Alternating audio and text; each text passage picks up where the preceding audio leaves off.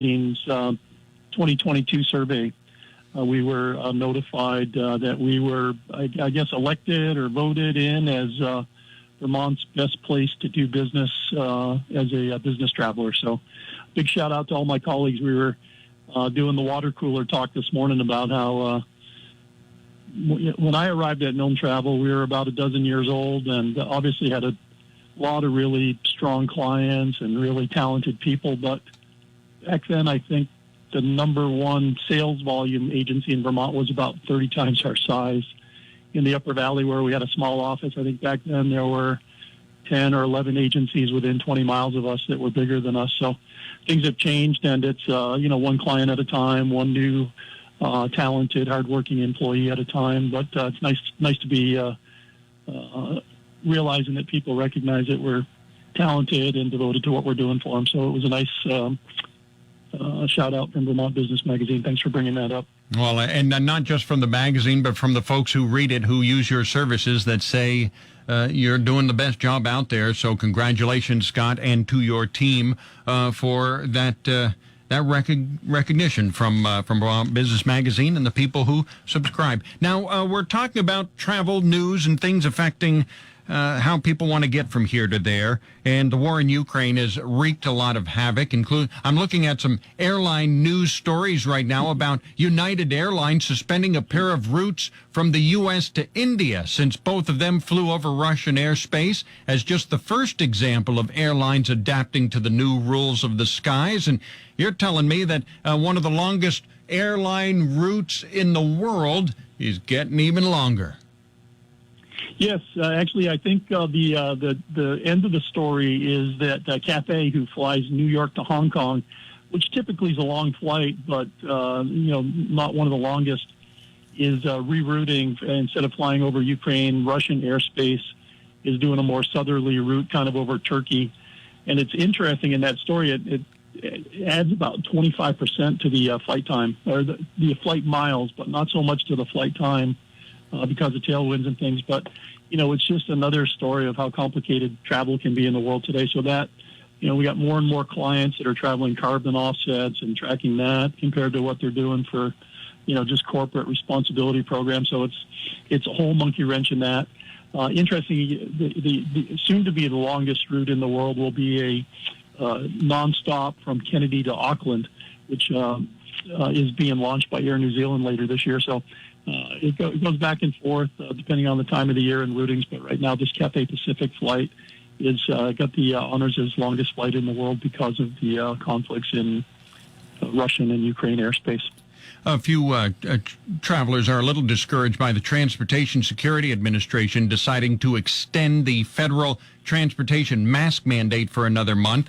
It's now set to expire on April 18th. And these are the sort of things that change on the fly, and a lot of those issues that are different tomorrow than they will be today. And Milne Travel's been very light on your feet in dealing with all the changes on the fly.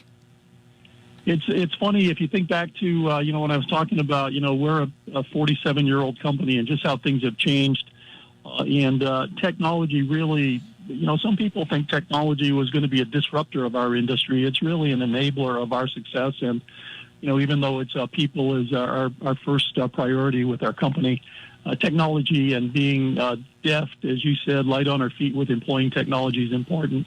We've got a partner, Sherpa. That we've got a link on everybody's signature line on their email. Everybody gets a link on their itinerary, but it's really just an up-to-date technology of all these changes.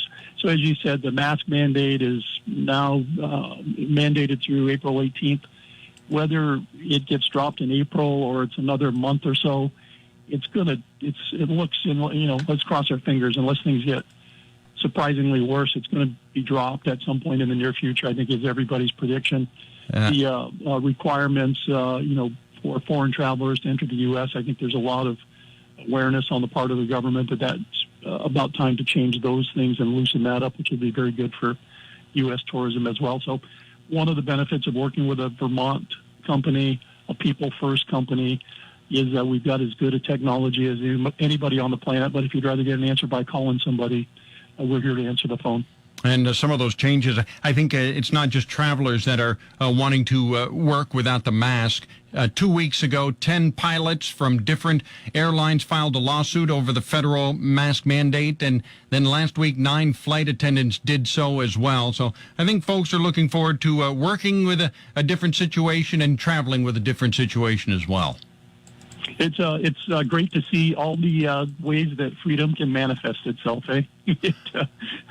We're just seeing it's very interesting times, right? So, we're on the front lines of it with travel some days more than we'd like to be, frankly. And one exciting development: the Centers for Disease Control added no new destinations to its highest risk category. So, the last thing you wanted to do was be attached with the dreaded level 4, but the CDC left all the new. No one was added to that list lately. So again, signs that things are getting better. So how do folks, Scott, line up the opportunity to work with you on their next traveling journey? Just a quick step. You mentioned things are getting better. American Airlines announced that 3 of their top sales days in their history have happened in the last month. That's all the way back pre-COVID. So I think that just speaks to what's going on in the economy, why these mask mandates are going to be being lessened and everything. So the bottom line is with fuel prices and availability and capacity shortages, the sooner, if you know you want to go somewhere, the sooner you do it, the better opportunities you're going to have for flexibility with how you get there and what you do when you get there, and the less it's going to cost you. Folks can give us a call at 800-78-MILNE or help@milnetravel.com. We'll hook you up with an advisor. We're not as able to respond as quickly as we were a month ago even, but we're calling people back and looking forward to building relationships with new clients. We're obviously prioritizing folks that have been doing business with us for a long time right now, so sometimes we're not quite as quick at getting back to new folks as we'd like to be, but we'll promise we'll take care of you if you give us a shout and give us an opportunity. Scott Milne from Milne Travel American Express, thank you so much for giving us the time today. Appreciate it. We'll catch up again soon. Have a great week. Thanks for your help. This is the Morning News Service on WDEV. Kai and I will be back in a moment to wrap it up. Hey, it's Alexandra Montgomery and Dom Amato from Channel 3 This Morning. Start your day off with us from 4:30 a.m. till 7 a.m. tomorrow. We're kicking off your day with what happened overnight and what's going to happen for the rest of the day, so you know the most answers to today's questions before you get started. And the biggest question for most people is the weather, right, Gare? Yep, Gary Sadowski here. I'm working to give you the maximum advantage to prepare you for whatever Mother Nature throws at us. News, weather, and sports. Getting the answers to start your day is what we do best. Channel 3 News. First in news. Are you tired of living with chronic pain, knee pain, joint pain? Listen carefully, because now there are new treatments available, not talking surgery or steroids. These are regenerative treatments from the medical professionals at QC Kinetics. QC Kinetics is the leader in these exciting biologic therapies that help restore and repair damaged tissue in your joints with lasting results. If you've got pain in your knees, shoulders, hip, or back, joint pain that won't go away, you need to check out these new treatments with astonishing patient satisfaction reports. They can actually help your body restore and repair itself with no downtime, no drugs, and no surgery. Call now to schedule your free consultation at QC Kinetics. Call 802-PAINLESS. You need to learn more about how biologic therapies are changing the way we think about dealing with joint pain. It's exciting stuff. Don't wait. Call today. QC Kinetics, 802-PAINLESS. That's 802-PAINLESS. The Trading Post Online Marketplace is where you can get great deals on goods, services, fitness, and entertainment. Bowling is fun for all ages. Right now, you can get a Twin City Family Fun Center or Valley Bowl $50 gift card for just $25. Vermont Flannel $50 gift cards are currently $30. Check out all the deals on our website at WDEVradio.com. The NASCAR Cup Series. And here they come. Crowd on their feet. Green flag in the air. Heads to the Commonwealth of Virginia. Trouble turn number 1. Kevin Harvick slides up and pounds the safer barrier. For racing action at Richmond Raceway. Checkered flag in the air. Sideways off the corner. And Alex Bowman wins the Toyota Owners 400 at Richmond Raceway. It's the Toyota Owners 400. Sunday afternoon at 2:30 on Vermont's racing station, WDEV. Lee Cattell, Kaya Winchell, 3 minutes away from the top of the hour here on the Morning News Service. Apparently, an actor from Vermont has gotten himself into trouble in Hawaii. The actor is Ezra Miller. He's known for playing the Flash in Justice League films. He was arrested after an incident at a Hawaiian karaoke bar. Okay, first thing, I would not be in a karaoke bar, but okay. He traveled from Vermont to Hawaii. Yeah. And went right to the karaoke bar. Right. Okay. Apparently, Miller yelled obscenities, grabbed a mic from a singing woman, and lunged at a man playing darts. You're from Vermont. We don't do that, sir. I hate to tell this guy this, but you're in a karaoke bar. It's a horrible break of courtesy to steal the microphone from somebody when you go to a place where you know people are going to be singing poorly all night. Right, and a lot of us have a range that only hedgehogs can hear, and when we're singing karaoke, it ain't pretty. Apparently, he got agitated while patrons began singing karaoke, and police say the bar owner asked him to calm down. Miller was arrested and charged with disorderly conduct and harassment, released on $500 bail.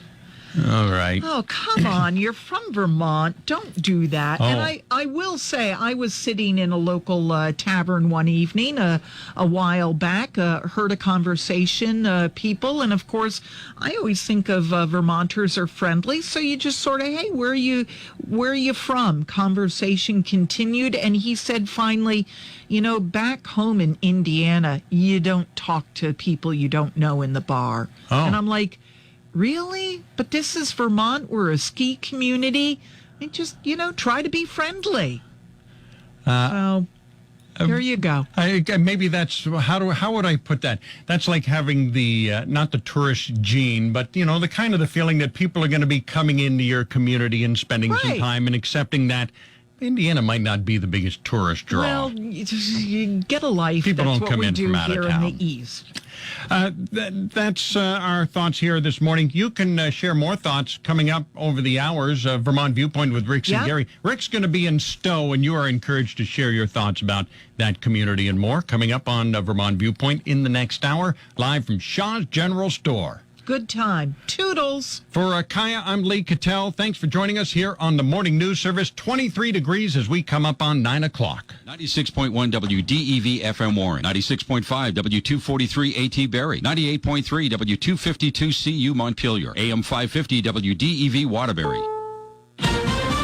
This is CBS News on the Hour, your home for original reporting. I'm Deborah Rodriguez. Breaking news from Washington. Maine's Republican Senator Susan Collins says she will vote to confirm Judge Ketanji Brown Jackson, all but assuring Jackson will become the first black woman on the Supreme Court. Correspondent Scott McFarlane is on Capitol Hill. This is immediately a big win for the Biden administration, which very much wanted a bipartisan vote on confirmation. In her statement this morning, Senator Collins says, quote, Judge Jackson has sterling academic and professional credentials. She was a Supreme Court clerk, a public defender, a respected attorney, and a member of the Sentencing Commission. Now the question is, will other Republicans follow suit? To the war in Ukraine. Video released by Russia's defense ministry shows drones on combat duty over Ukraine as the Kremlin claims there has been no breakthrough in talks that were supposed to resume in Turkey today. Western officials warn Russia is regrouping after its troops were rebuffed in Kyiv.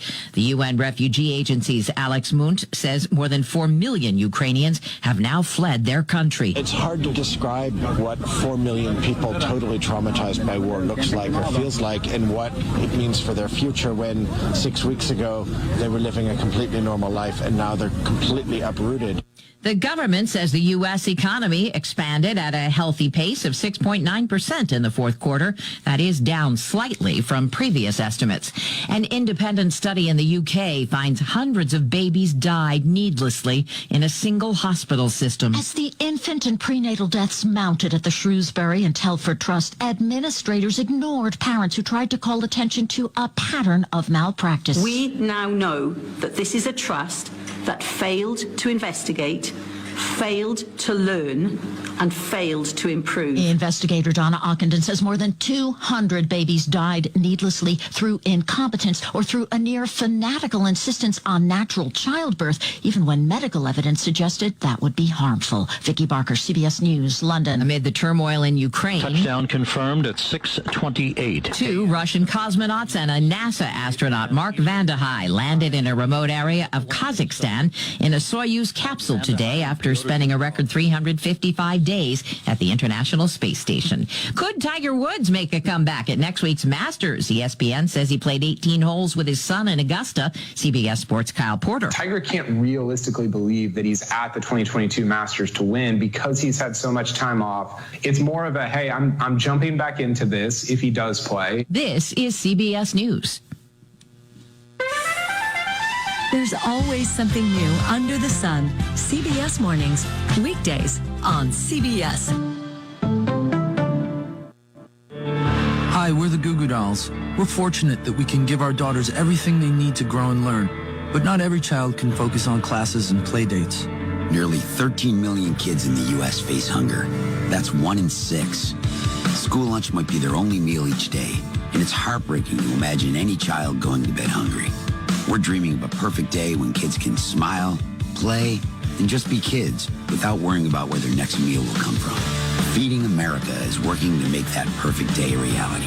Each year, the Feeding America network of food banks rescues billions of pounds of good food that would have gone to waste. That food is given to families and children in need. Being a kid should be about doing things that make an ordinary day extraordinary. Learning to play an instrument, building a sandcastle, hosting tea parties. Hunger should never be an obstacle to growing up. You can help end childhood hunger in your community by visiting feedingamerica.org. Brought to you by Feeding America and the Ad Council. Hi, this is Rachel from the Waterbury Public Library. Remember show and tell when you were a kid? Wasn't it fun to share a favorite object and story with your friends? Well, why should the fun end just because we're grown up? Teens and adults are invited to Waterbury Public Library's sale on Tuesday, April 5th at 6:30 for adult show and tell. We all have favorite things, whether quirky, sentimental, or just plain fascinating items with great backstories. Bring your things down to the library to share with friends and neighbors and take in some great stories in return. John Batchelor inviting you to join me weeknights at 9 for Eye on the...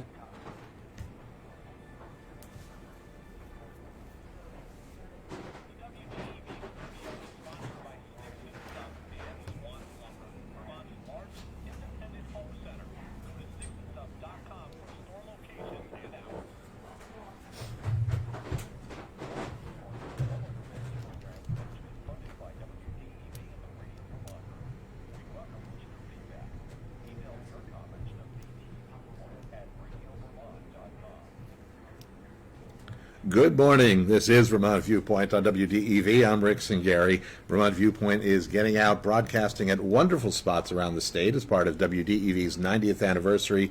This morning is our 6th stop on the tour after visits to Cabot, Waitsfield, Randolph, Elmore, and Joe's Pond. This morning, I'm in the heart of Stowe at Shaw's General Store. And this morning's broadcast is brought to you by the Body Lounge in Stowe, makers of an extensive line of powerful arnica products, creams, lotions, oils, bath salts, and CBD-infused formulas. The Body Lounge is on the Mountain Road in the Red Barn Shops in Stowe. Throughout the morning, we'll meet people who run the town and report on it. We'll talk with a gallery that keeps it artful and a guy who keeps it beautiful.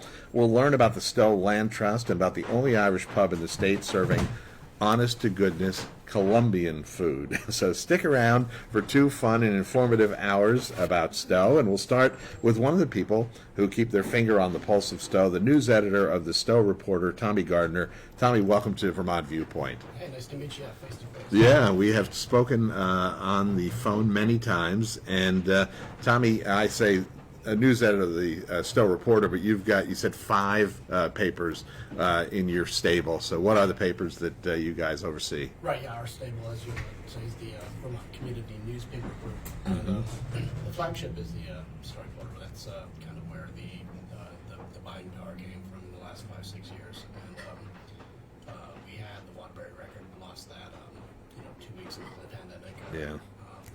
Tragically. But we also have the News and Citizen in Morrisville. We acquired that in 2015.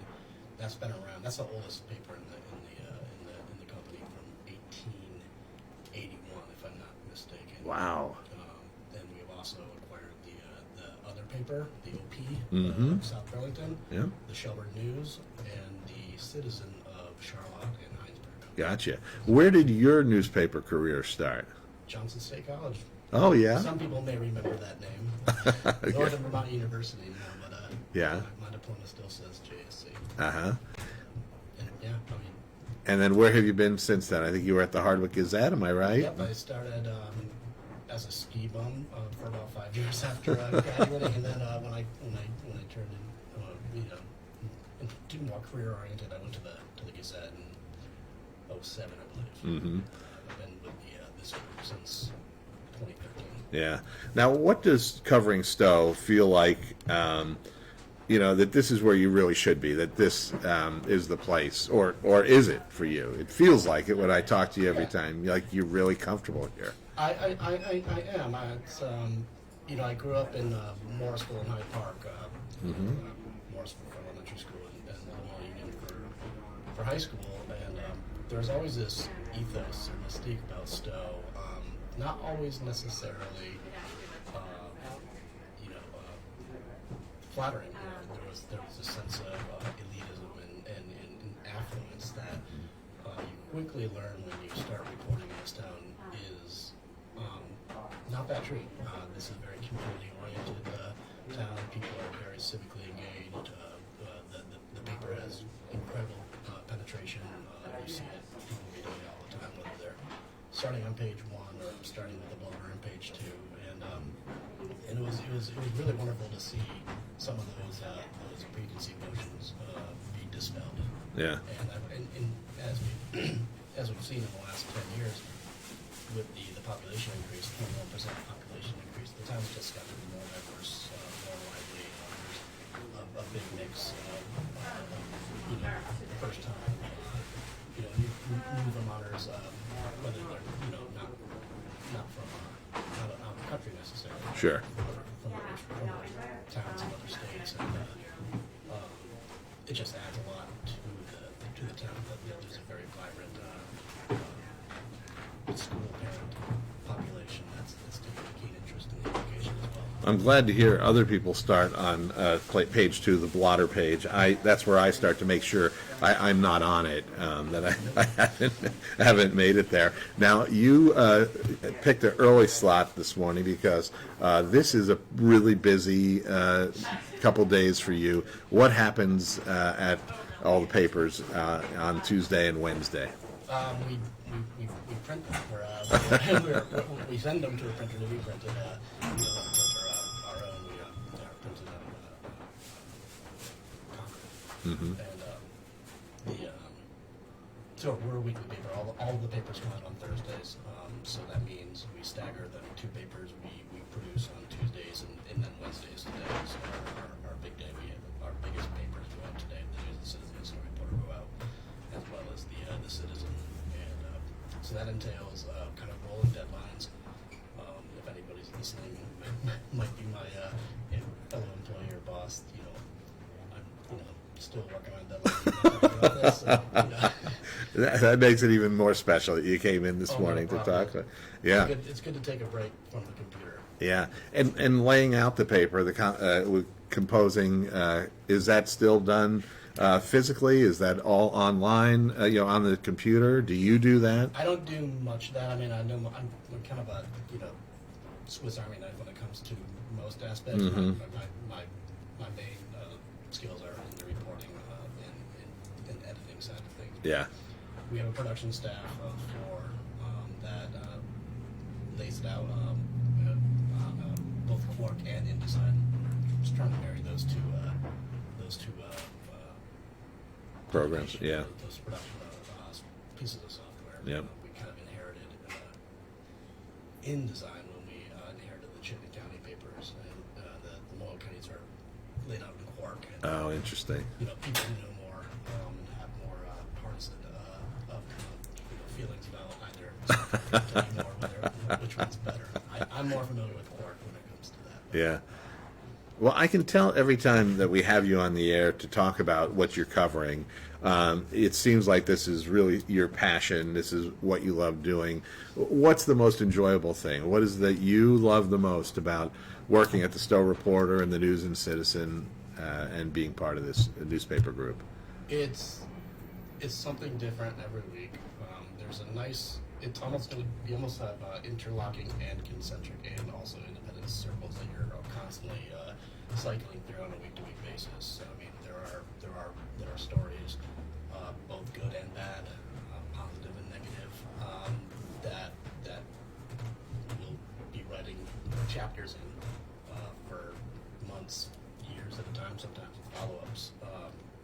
My former editor at the Harvard Gazette says we don't tell stories in weekly journals, we tell chapters of stories. And that's the nice thing about a weekly paper. I've done some correspondence work for the Free Press back in the day, but the daily newspaper grind just isn't my scene. You go to a meeting, just looking at your clock, the whole time you're gonna go out and file some copy. But the nice thing about the weekly paper is you kind of gather information all week. You gather a story. There's always a little bit of a nugget. There's somebody's voice. There's some, using your five senses of a sight or a smell or something like that you can always bring in later on in the week for a story. Or even though if it was just a meeting on Monday, I got 2 days. I can kind of, breathe some life in it, breathe some narrative flow, breathe some, some senses. Yeah. Make it a little more visceral. And do you feel kind of great because you're the guy who knows exactly what's going on in this town just about every moment of every day? It's interesting, like when we hang out with friends who are in more of those the types of industry, like whether it's insurance or IT work and whatnot, they're always talking like amongst themselves about, it was such a tough day I had to deal with this kind of customer and stuff like that. And like, yeah, well, I had to deal with a fire, a state championship, a budget discussion, the little river eating away at its banks. It's just every week it's I get to tell people what's going on. Yeah. Every time I'm driving the commute from Morrisville to Stowe, I can point out, and I do this too, and I've got family effort, new reporters like, well, that person used to do that, that person that house used to, that house only exists because they changed the zoning back in 2013 or whatever. So a font of information. As a matter of fact, I will give Tommy a nod because he did help point me in the direction of some of the interesting people you'll hear from this morning. Tommy Gardner is news editor of the Stowe Reporter, and as usual, he's got to get off and get that newspaper put to bed. So we really appreciate you stopping in, Tommy. Thanks. Thanks. It's been my pleasure. All right. We're going to take a break, and then we're going to meet Anne-Marie and Sal Vespa. They're the owners of Shaw's General Store, where we're broadcasting live this morning until 11. This is Vermont Viewpoint on WDEV. And as usual, he's got to get off and get that newspaper put to bed. So we really appreciate you stopping in, Tommy. Thanks. Thanks. It's been my pleasure. All right. We're going to take a break, and then we're going to meet Anne-Marie and Sal Vespa. They're the owners of Shaw's General Store, where we're broadcasting live this morning until 11. This is Vermont Viewpoint on WDEV. Progressive presents Forced Metaphors about bundling your home and auto. In sports, 3 goals is a hat trick. And when you bundle your home and auto with Progressive, you get a hat trick of great savings and round-the-clock protection. So you might be thinking, wait, that's 2 things. A hat trick is 3. But in this metaphor, great savings counts as 2 goals, and so does round-the-clock protection. So it's like 4 goals, and that's more than 3. It's basic math. Forced Metaphors, presented by Progressive. Bundle and protect today. Progressive Casualty Insurance Company and affiliates. Discount not available in all states or situations. Dell's semi-annual sale is the perfect opportunity for a significant business upgrade. Save up to 45% on Dell computers with Windows 11 Pro and get an easy start to your workday. Plus, enjoy special pricing on Dell docks, monitors, servers, and more, all with easy financing options through Dell Financial Services. Speak to a Dell Technologies advisor today to find the right tech for your business with fast free shipping. Call 877-ASK-DELL.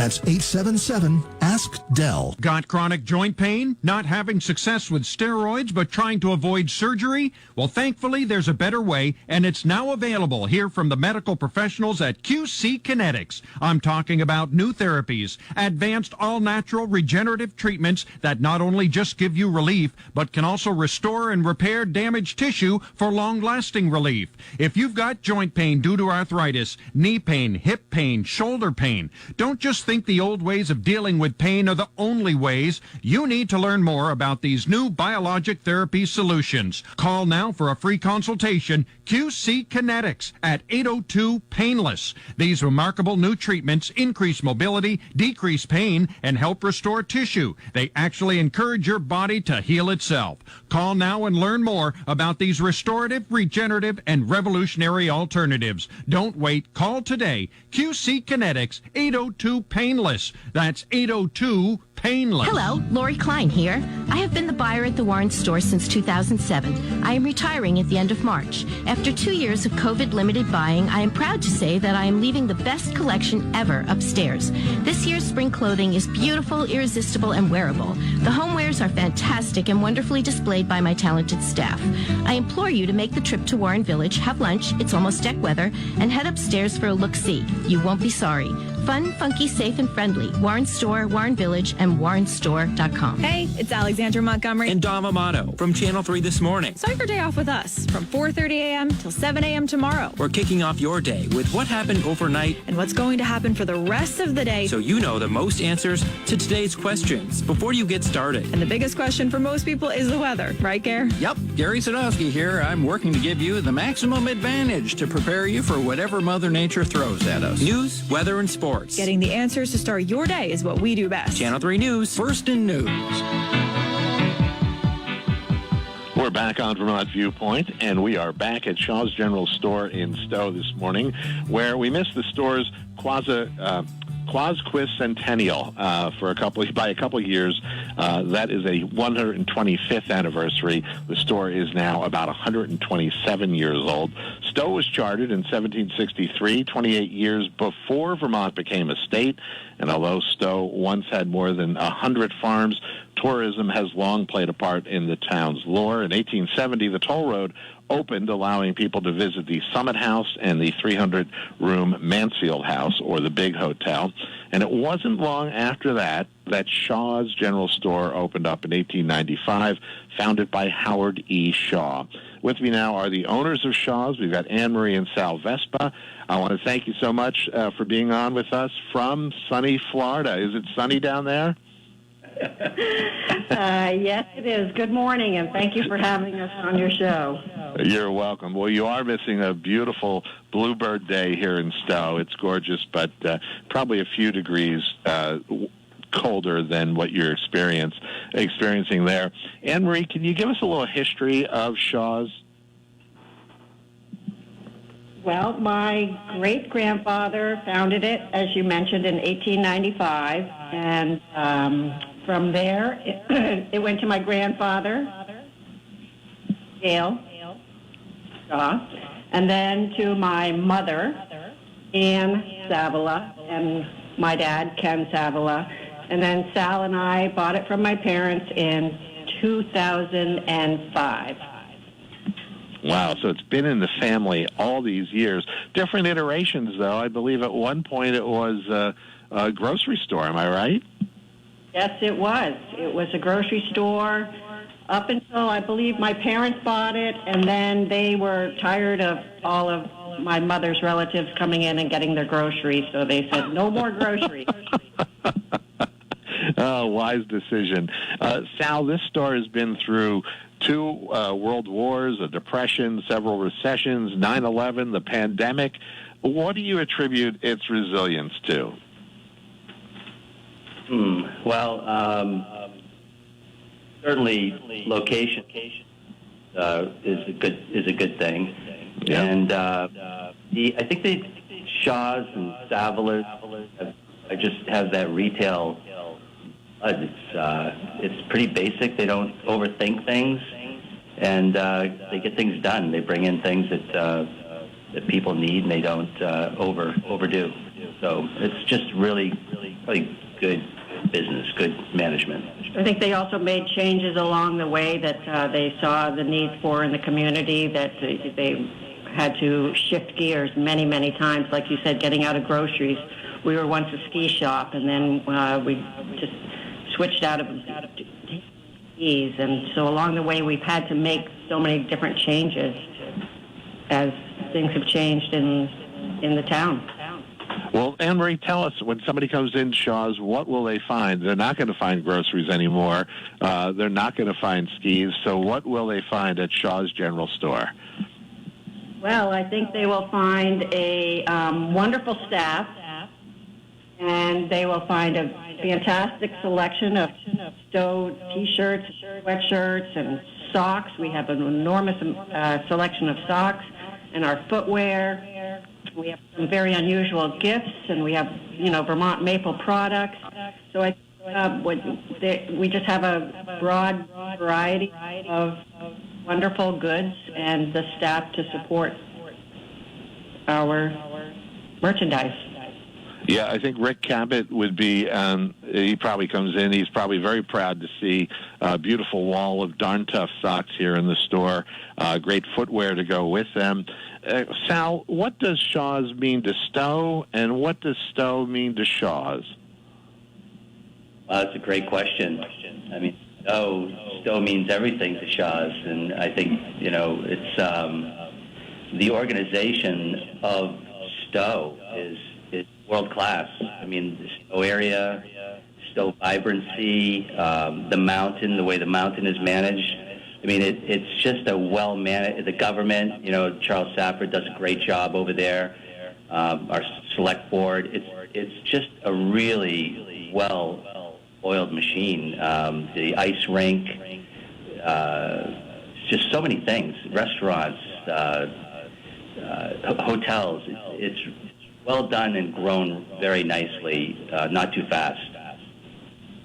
And how do you see Shaw's, adding to the allure, to the community of Stowe?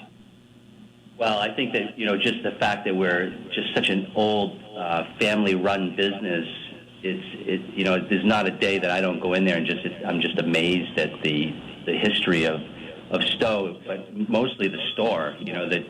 That second graders coming by on a field trip to look at where Howard got shot at in 1906 when they blew up the post office, and we've just been on Main Street for so long. It's quite lovely, magical. Yeah. Well, you gave a nod to Charles Safford. He just walked in. He's my next guest. So it's almost like perfect symbiosis here. That you mentioned him, and he appears.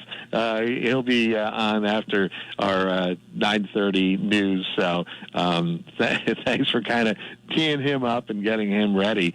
Hey, Anne-Marie, was there much confusion that existed when Shaw's Supermarket came to town? Oh, yes. Have an 800 number, and we had to do away with that because so many people would call the 800 number and ask how much our lobsters were. There was quite a bit of confusion then. I think that has died down, but there is confusion when people get dropped off in town, and people will say, well, we'll pick you up at Shaw's, and then find out they're at the wrong Shaw's. So there is still that issue was on, not like it originally when they first came. Yeah. Anne-Marie, do you remember when you first started working at the store? Oh, I remember being in elementary school and coming over after school and being given a whole carton of cans and a stamper to price them all with this little ink stamper. So I go way back, and it's all very pleasant, and I'm very proud that Alex has the passion for the business also and manages the store as well as he does and allows us to come here to Florida. So I'm very grateful that he seems to have it in his blood also. I have to agree with you. When I showed up here at 8 o'clock, he was here to greet me and absolutely seemed at home in this store. And it's an easy store to feel at home in. I feel very comfortable here. There's wonderful space to kind of peruse what you've got, to enjoy everything, without feeling kind of crowded. And it's just a lovely space. The design is beautiful. Who's responsible for that, Anne-Marie? Well, I would have to give a lot of credit to my husband, Sal, who has a vision for going forward with a lot of changes. I was a lot like my parents and didn't make many changes. I was pretty subtle about that. And Sal had a vision, and he's redone the store once, and we're going to go through another change and fix up the floors back to bringing them to look a little nicer. And he's been one to change the merchandise around and go with what the direction that we're trending towards. So I do think that is a big part of it. And we also have a wonderful merchandiser, Ruth Custodio, who's been with us for many years, and she's makes the store look beautiful all the time, along with our whole staff, who is also Andrea Myers, who's been with us for a number of years and does a lot of the buying, most of the buying, the T-shirts, sweatshirts, and the gifts. So all of that she brings to the store, she works with Ruth, who displays them all, and the whole staff comes together and works so well together. So we're very, very lucky to have such a wonderful group of people to work with. Sal, we've got about a minute and a half. Tell us what you have in mind with the kind of redesign of the store, which will be happening, I think, a little bit in a few months, maybe? Right, maybe, in about a month. If everything goes well, I think it will. Alex just acted or contracted with somebody that's a new startup contractor in town. We're anxious to see how he does. And we're going to basically do something we haven't done since we've owned the store, and that's flip it, so that the clothing you see on one side of the store will then now be on the, I guess I'd call it the south side of the store, or the Depot Street side of the store, and then the gifts and logo wear will go on to the north side of the store, which will give those categories a little more space and give people a little more room. It's amazing how crowded and anxious people will still shop in a crowded space, but we're going to try to give them a little more space and give that a little more width. Yeah, I understand that when the tour buses pull in, they love your selection of Vermont and Stowe wear, T-shirts, sweatshirts, and everything. They crowd in that area. They'll have a little more room to peruse that after the redesign, after you flip the sides of the store. I asked Alex, why would you just flip them? Why just leave it over here? But he explained what you did. That's Anne-Marie and Sal Vespa. They're the owners of Shaw's General Store, where we are broadcasting from this morning. I wanted to thank you so much for taking a few minutes to let us know about Shaw's General Store, Anne-Marie and Sal. Thanks. Thank you. Have a great day. All right, you too. And we're going to speak with Alex Stevens, who's the manager of Shaw's, at the conclusion of this morning's show. We're going to take a break now for a CBS News update, and then we're going to chat with Stowetown manager Charles Safford. And coming up today at noon, listen to the afternoon news service with Lee Cattell and Brady Farkas. This is Vermont Viewpoint on WDEV.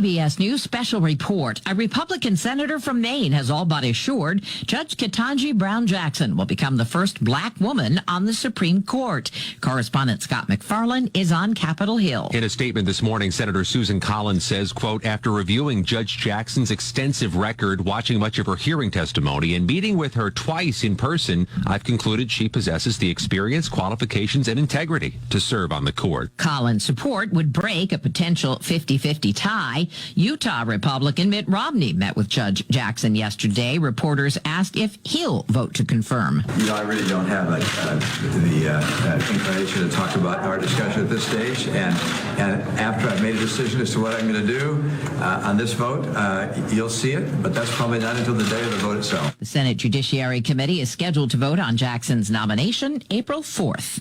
CBS News Special Report. I'm Deborah Rodriguez. WDEV at 90 is brought to you in part by New England Municipal Resource Center, NEMRIC, supporting strong communities by helping local governments since 1986. What is hyperbaric oxygen therapy? This is Dr. Grace Johnstone from Hyperbaric Vermont, a nonprofit with treatment centers in Montpelier and South Burlington. When I was suffering with Lyme disease, meningitis, and unable to even walk, hyperbaric is what allowed me to recover when other treatment methods failed. Determined to learn more, I became certified in hyperbaric medicine and founded Hyperbaric Vermont. Our mission is to raise awareness of the benefits of hyperbaric oxygen therapy, or HBOT, and to make this life-changing treatment available to others. Hyperbaric oxygen therapy is the medical use of oxygen at higher than atmospheric pressures. Increased pressure and high levels of oxygen have potent anti-inflammatory effects, increase neuroplasticity, speed tissue healing, and are a natural antibiotic. HBOT can address the symptoms of concussion, stroke, MS, Parkinson's, Alzheimer's, arthritis, chronic fatigue, and long-haul COVID. To learn more about hyperbaric oxygen therapy, visit our website at hyperbaricvermont.org. When you run a small business out of your home, reliable power is important. Just ask Tricia Fong. She and her husband bought their Kohler generator from Brookfield Service. My husband and I, we run small businesses out of our house, and it's very important for us to have a computer and internet access. When the power goes out in our area, which does rather frequently because we live in the mountains, with our generator, we are constantly with power. A business where you do need the computer and internet service, with the generator, we are always in business. The business has been fantastic. They've been very reliable, and within a moment's notice, they're always here. Hi, this is Brenna from Brookfield Service. Let us design a Kohler standby power system for your home or business. You'll be pleased to know Kohler standby power is quite affordable. Next time, be prepared. Call us at 1-866-POWER97 for over a quarter of a century, providing shelter from the storm with Kohler generators. BrookfieldService.com. The NASCAR Cup Series. And here they come. Crowd on their feet. Green flag in the air. Heads to the Commonwealth of Virginia. Treble turn number one. Kevin Harvick slides up and pounds the safer barrier. For Vermont Viewpoint on WDEV from Shaw's General Store in Stowe. Among those who have called Stowe home are Graham Mink, who had a cup of coffee in the NHL with the Washington Capitals, motorsports and NASCAR Hall of Famer Ken Squire, downhill skier Billy Kidd, and 13-time PGA Tour winner Joe Kirkwood Sr. Joining me now is the person who has a never-ending task of keeping the town of Stowe operating smoothly, Town Manager Charles Safford. Charles, welcome to Vermont Viewpoint. Hi, thanks for having me. You're welcome. You became town manager for Stowe 15 years ago, and I believe you were the town's very first, right? Yes. All right, so what's the difference between the responsibilities of a town manager as opposed to what they had before, a town administrator? So, town administrator is an important position. A lot of smaller communities use them, but all the authority is still vested in the local legislative body, being the select board, which is also the executive. With a council manager form of government, the town manager is the chief executive officer of the municipal corporation. And what that means is they have more direct authority and responsibility for the hiring and firing of personnel, and so not everything has to go up the food chain to the select board.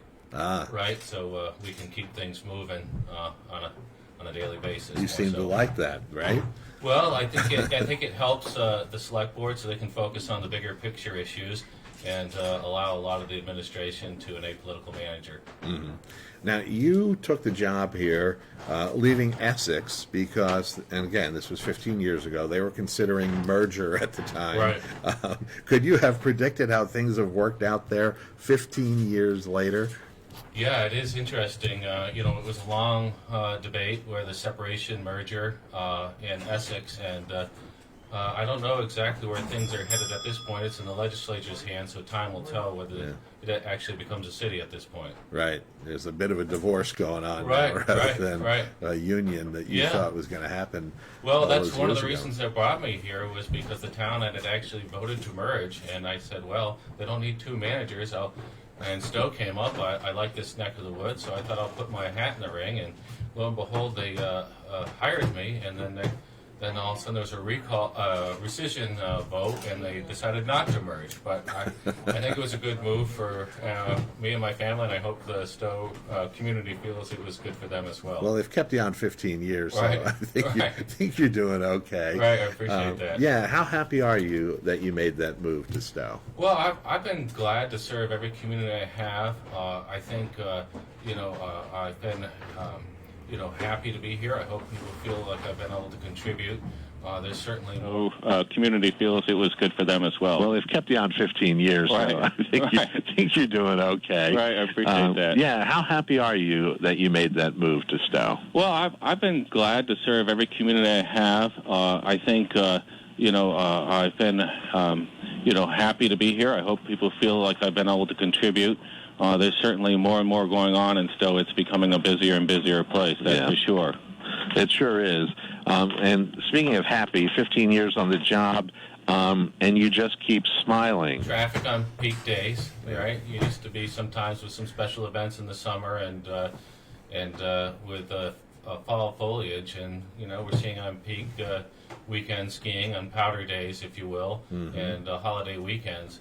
And so, definitely we're trying to figure out how to work with that and still maintain the character of Stowe, right? How do you integrate traffic improvements and efficiency, but still not pave over the town? And what could we do even if we wanted to in that regard? So I think that's part of what the community's engaged in trying to think through right now. Stowe used to be a four-season resort community, and interestingly enough, it's mud season right now, and we still have a full town, right? So we're even on the shoulder seasons of mud and stick season, we're seeing people that want to come in here and enjoy it. I love it. Yeah. Yeah. Now, but what about things like affordable housing, staffing, high-speed internet, those things that you're wrestling with here in Stowe as well? A four-season resort community, and interestingly enough, it's mud season right now, and we still have a full town, right? So we're even on the shoulder seasons of mud and stick season, we're seeing people that want to come in here and enjoy it. I love it. Yeah. Yeah. Now, but what about things like affordable housing, staffing, high-speed internet, those things that you're wrestling with here in Stowe as well? Yeah, so high-speed internet, we have Stowe Cable here, which is a great local provider. There's some other more regional providers that provide broadband and options. We also joined the Lamoille Valley Communications Union District, so they're trying to figure out how to bring it to the last mile. And so we just had a meeting on that at our last select board meeting of their plans to try to work towards that end. And so, but broadband has been very much an issue as people are trying to work remotely, and we saw it with schools during the pandemic when kids needed to do their homework at home. But I think we're making progress on that, not as fast as some might like. Most people want things done yesterday, and that's a difficult standard. But where the other big issues you were working on, as you indicated, was affordable housing. And a lot of the reason we need to do that is to have an available workforce. And that's been a challenge for Stowe and a lot of communities, is having people to staff their businesses, and it can affect the bottom line if they're not able to stay open as much as they might like to meet the demand coming at them. Yeah. Now, Charles, Connie Nass picked Stowe as one of the best places to visit in February. It's high praise. Why does Stowe continue to be that wonderful place for people to come and visit? Well, Stowe is beautiful. It's spectacularly beautiful. Yeah. I mean, it's nestled between the Green Mountains and the Worcester Mountain Range. Stowe has tremendous outdoor recreational opportunities, alpine and Nordic skiing, mountain biking, hiking, a lot of swimming holes, and people love it, and understandably so. It also has a lot of urban amenities that you don't typically find in a community this size. We have over 40 restaurants. We have shopping like here at Shaw's. We have arts and culture with the Current and Spruce Peak Performing Arts Center. So hey, it's great to live in Vermont, but it's even more special to be able to live and visit Stowe. I'm going to keep this lineup of guests all the time.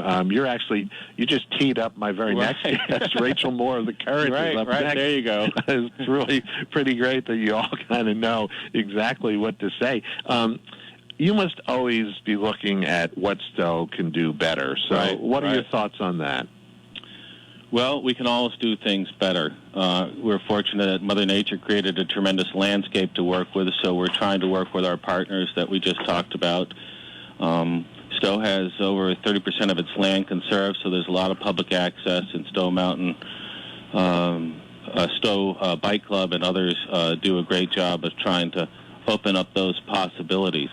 At the same time, we talked about that we've got to figure out how to make it so folks can live here at all income levels, so that we have a well-rounded community and a well-supported economy. And so that's one of our biggest challenges that we need to figure out. How do we allow people to stay here that want to stay here, have their families and children be able to return, and keep Stowe the special place it is. Yeah. You mentioned 40 restaurants. I was going to ask you, do you ever wonder about finding another great place to eat being here in Stowe?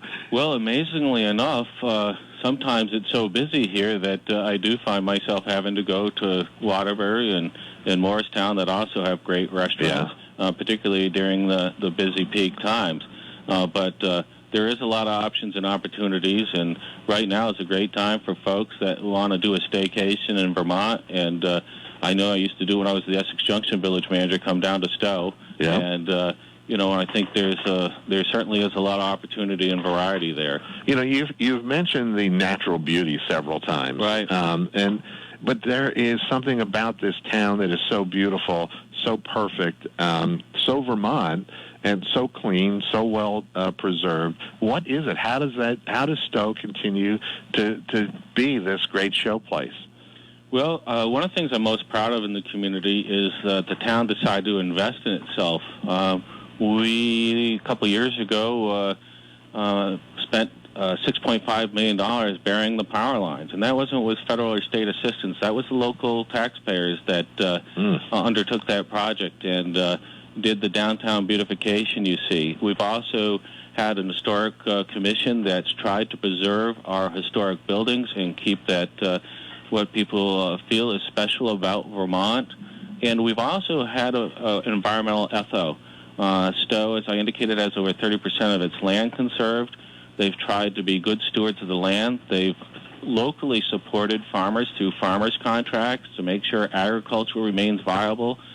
So there's a combination of things that tries to bring forward the best of Vermont while being open to reasonable change and looking at opportunities as they emerge at the same time. Well, Charles, you're probably not going to be surprised to know that at 10:15 I've got Barry Matthews of the Stowe Land Trust. Oh, there you go.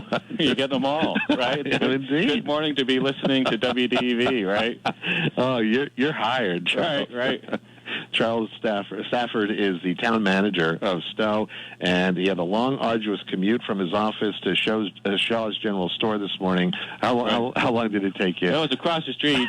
Fortunately, the cars waited for me, and allowed me to get across. So it's. I was telling you earlier, Sal was on earlier, and they look right across the street at the town hall. And one of my first memories of Sal was when he says, "Hey, Charles, you ought to paint your building. It's starting to drag down the neighborhood." and so whenever he calls me, I said, "Wouldn't it be just easier for me to come over and talk?" Right? That's great. Charles Stafford, I appreciate you being on. Thanks so much. All right, keep smiling. All right, you too. We're going to take a break, and then we'll return to chat with Rachel Moore of The Current. This is Vermont Viewpoint on WDEV. The WDEV studio is sponsored by Sticks and Stuff and Swanton Lumber, Vermont's largest independent home center. Go to sticksandstuff.com for store locations and hours. And now the Dr. Dale Show, where automotive techno-analysts Dale and Gardner LaRue answer some of car owners' most perplexing questions. Greetings. Greetings, radio listeners. Gardner, what's in the inbox today? It's from Billy Whitefield in Lower Ferdinand. She says, in this period of human history, person-to-person service and plain old simple manners are lacking. How do you treat customers at LaRue? Billy, at LaRue, we always have a hugely positive spirit. So in general, we'll tell it like it is with the truth about your repair, but try our best not to be dorks about it. Cars and trucks have hundreds of wear items, and we live in a harsh-to-vehicle climate. But that's life, and sometimes a bit of good cheer and optimism can make a situation less depressing. That's what we strive to do here at LaRue, and we also have a healthy sense of humor. Why else would we pay for radio ads? In car repair, there's rarely good news, but we strive to be positive about it. And folks, if we can't repair your car, rest assured, we'll let you know. A public service of LaRue Brothers Transmissions. Call us at 1-800-420-4330. Hello, my name is Eric Haskin, president of Waitsfield and Champlain Valley Telecom. We believe that one of the most important things we can do as a telecommunications company is to simply make sure we're always talking with our customers. Here's Richard Petoniak, Tech Support Supervisor. I think one of the things that sets us apart from other providers, national and local providers alike, is that we deliver a level of service that we would like to receive. It's very much the golden rule when it comes to customer service. It's sort of a modification, I guess, of the golden rule. I encourage my technicians to deliver the level of service they would love to receive from another service provider. And I think that shines through. At Waitsfield and Champlain Valley Telecom, we know our customers expect us to be on top of every issue, every day, and we welcome that challenge with service that's second to none. Waitsfield and Champlain Valley Telecom, world-class technology, local customer care. Hey, it's Alexandra Montgomery and Dom Amato from Channel 3 This Morning. Start your day off with us from 4:30 a.m. till 7 a.m. tomorrow. We're kicking off your day with what happened overnight and what's going to happen for the rest of the day, so you know the most answers to today's questions before you get started. And the biggest question for most people is the weather, right, Gare? Yep, Gary Sadowski here. I'm working to give you the maximum advantage to prepare you for whatever Mother Nature throws at us. News, weather, and sports. Getting the answers to start your day is what we do best. Channel 3 News. First in news. This is the Brady Farkas Show. I said that Ryan Davis, I thought, was going to get an NBA look. I did not say that he's going to get 20 and 10 for the Celtics next year. We're at Shaw's General Store in Stowe this morning as part of the WDEV 90th anniversary tour. Our next stop in a couple of weeks will be in Plainfield, but this morning we're learning all about Stowe and the wonderful attractions it has to offer, and that includes in the arts. And joining me now is the Executive Director and Director of Exhibitions of The Current, Rachel Moore. Rachel, welcome to Vermont Viewpoint. Thank you. Thank you for having me. You're welcome. What is and where is The Current? So The Current is a center for contemporary art, and we are located right in the village of Stowe, Vermont, above the Stowe Free Library. You're not far from where we are, right? I'm not, no. I walked here. Oh, great. And how and when did the Art Center get started? Yeah, great question. So the Art Center was established in 1981, growing out of this community project to save a historic building from being torn down and turned into parking. So it was originally named for Helen de Montanari, and whose name still resides on the building, and whose bequest saved the building from being demolished. So that's where we came from, and since then we've evolved into a progressive organization committed to bringing meaningful and formative art experiences to everyone, regardless of their economic status, race, religion, age, etc. So that building you've mentioned is so beautiful. I cannot imagine that would have been leveled for a parking lot, even though, you know, parking lots are great. Tell us about the building itself. What was that, and describe it a little. It is gorgeous. Sure, yeah. So it's a Greek Revival building built in 1861, and it's a beautiful building. It was the high school, former Stowe High School, and so when the Stowe High School moved out of that building, there were a lot of repairs that needed to be done, so there's a lot of expense to actually maintain it, and there was a large need for parking at the time, so I think some of the select board members wanted to make space for that, and so basically the Stowe Historic Society, a lot of amazing women who were part of that decided to look and find something that could help save the building from being torn down, and they found this bequest that was left by Helen de Montanari. Oh, Helen, thank you so much. And what's interesting is, so that was built in 1861. The building we're in now was built in the 1870s.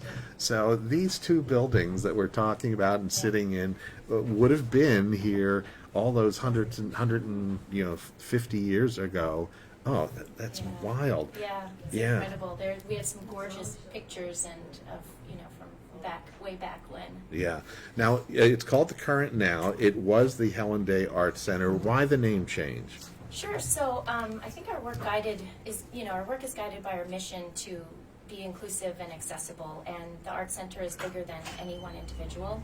In fact, since I think about 1992, directors and board members have tried to change the name to reflect who we really are, and of course we're so grateful to our founders and anyone who's contributed to having this place exist today with their passion, time, and finances, but it's that collective energy that really makes us the Current. And it reflects who we are now and what we do and where we're going. So we're a center for contemporary art, which is basically art now, art in the current. We create connections with current issues. We serve as a conduit for civic engagement. We spark currents of curiosity that connect us and ignite new discoveries and connections. So, we believe in being a catalyst for change through the arts, whether it's a safe place for kids or who need a place that's healthy and inspiring, or therapeutic for someone going through a hard time, or sparking a love of making and inspiring a career. So this is, that's who we are. We're starting to get national recognition, and our name has always sort of been, I think, a barrier for people who are in the arts and the contemporary arts, because Helen Day doesn't exactly say current or contemporary. So, well, speaking of current, contemporary now, what is the exhibit you have on display now? I think through maybe another couple weeks. Yeah, so through April 9th, we have world-renowned artist Catherine Opie. So that's a really big deal for us, very exciting. And she was able to speak to us in our audience recently. And so that's going on now. Beautiful large-scale photographs of the environment. So that's what's now. And then what do you have after that? So after that, we have our student art show in May. So public schools K through 12. It's a stunning exhibition, floor to ceiling, of all these kids' works, and it's a great opportunity for them to just, feel proud of what they've done, be in a real gallery. And after that, we have our members art show in June, which is a change from having it in December. And so anyone who's a member can have a piece in the exhibit, even you, Rick. So it's not a lot to join, only $40. I can speak. I'm not sure I'm great at creating. And we've been through the pandemic. Did you have to close, or you're open to the public, like you had been pre-pandemic? What's going on there at the Current? We're open now. Yep, 100% open. So we're doing in-person programming. We still are requiring masks. We do kids classes, camps, adult workshops in our new ceramic facility, glass facility, etc. So yeah, we're open. Well, tell us about those workshops that you have at the Current. Yeah, sure. So we were lucky to have enough support to build a ceramic studio recently, and had a donation of a glass studio. So we bought a printmaking press. We're really expanding a lot. And so we have things like our art camps coming up for kids, building with clay, fashion design, mural painting, digital printmaking, eco art robots, lots of stuff. And we've got some really exciting adult classes like wine and wheel on Wednesdays, and stained glass and mosaic classes, and printmaking, meditate and create. So Nice. Very active. And am I wrong? Didn't you do something with the Stowe Land Trust to help them? That was very popular. Yeah, we did. Yeah, we're collaboration and community engagement is a huge part of what we do, and so through the education program, we did this Cows for a Cause, and so Renee Mitchell, actually, who works in education with us, she made these cows and would sell them, and 100% of the proceeds went to the Stowe Land Trust to help conserve the Ricketson farm. And she also, she taught people how to make the cows, and it was wonderful. I'm really upset. Oh. Because all the cows are gone. They sold out, right? They did. And people kept twisting her arm to, just one more. So it was really popular, and it just feels so good to collaborate with another community organization. Yeah, that's absolutely brilliant. All right. So one thing you've mentioned a couple times are the camps. I think they're in the summer. They're in the summer. Yeah, tell us about those and who can take part, and is it still open to registration? Still open. They fill up very quickly. I would imagine. We have, we have scholarships and sliding scale fee, which really help anybody to access our camps. And so we've got these. We try and do a combination of indoor and outdoor. So the kids spend a lot of time outside. Creating and exploring. We use a lot of, the STEAM is important to us, so there's a lot of science and math with the art that we do.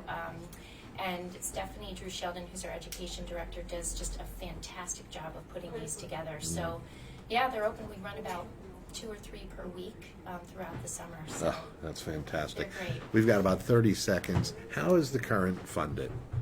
We're funded by a lot of individuals, so donors, patrons. We also receive grants. We just got a National Endowment for the Arts grant and an Andy Warhol grant, and so those are fantastic. But we also have our annual gala, which is a huge fundraiser, April 30th, which helps support us as well. All right, and you can find all that information at thecurrentnow.com, am I right? .org. Oh, .org. Good thing I checked. All right. Rachel Moore is the executive director of The Current. You can keep up to date with the exhibitions and the big gala at thecurrentnow.org. Rachel, it was great having you on this morning. Thank you. My pleasure. All right, great. We're going to take a break for a top-of-the-hour CBS News update and then come back to Shaw's General Store, and we're going to meet Walkin' Paul. And a reminder, coming up today at 1 o'clock, we've got the Vermont Conversation with David Goodman. That's followed by 2 hours of the Getaway with gracious Greg Hooker. This is Vermont Viewpoint on WDEV. Help support us as well. All right, and you can find all that information at thecurrentnow.com, am I right? .org. Oh, .org. Good thing I checked. All right.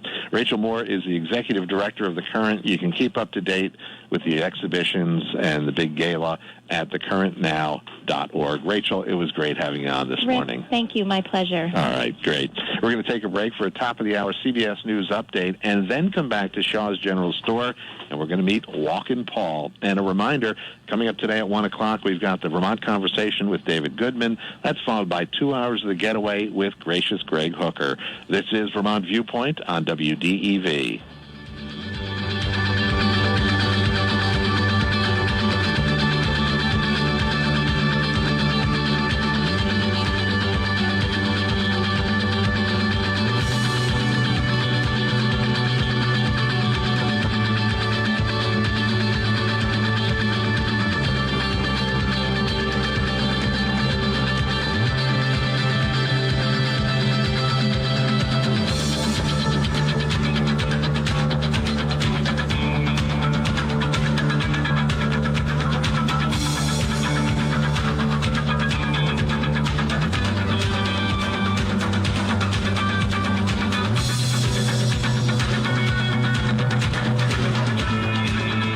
This is WDEV, Vermont's news station, owned and operated by the Radio Vermont Group. From the top of Sugarbush, 96.1 FM, WDEV Warren and Waitsfield, 96.5 W243 Barrie, 98.3 W252 CU Montpelier, along with our founding station, AM 550 WDEV Waterbury Montpelier, streaming at WDEVradio.com. 90 years of serving Vermont, the friendly pioneer, WDEV.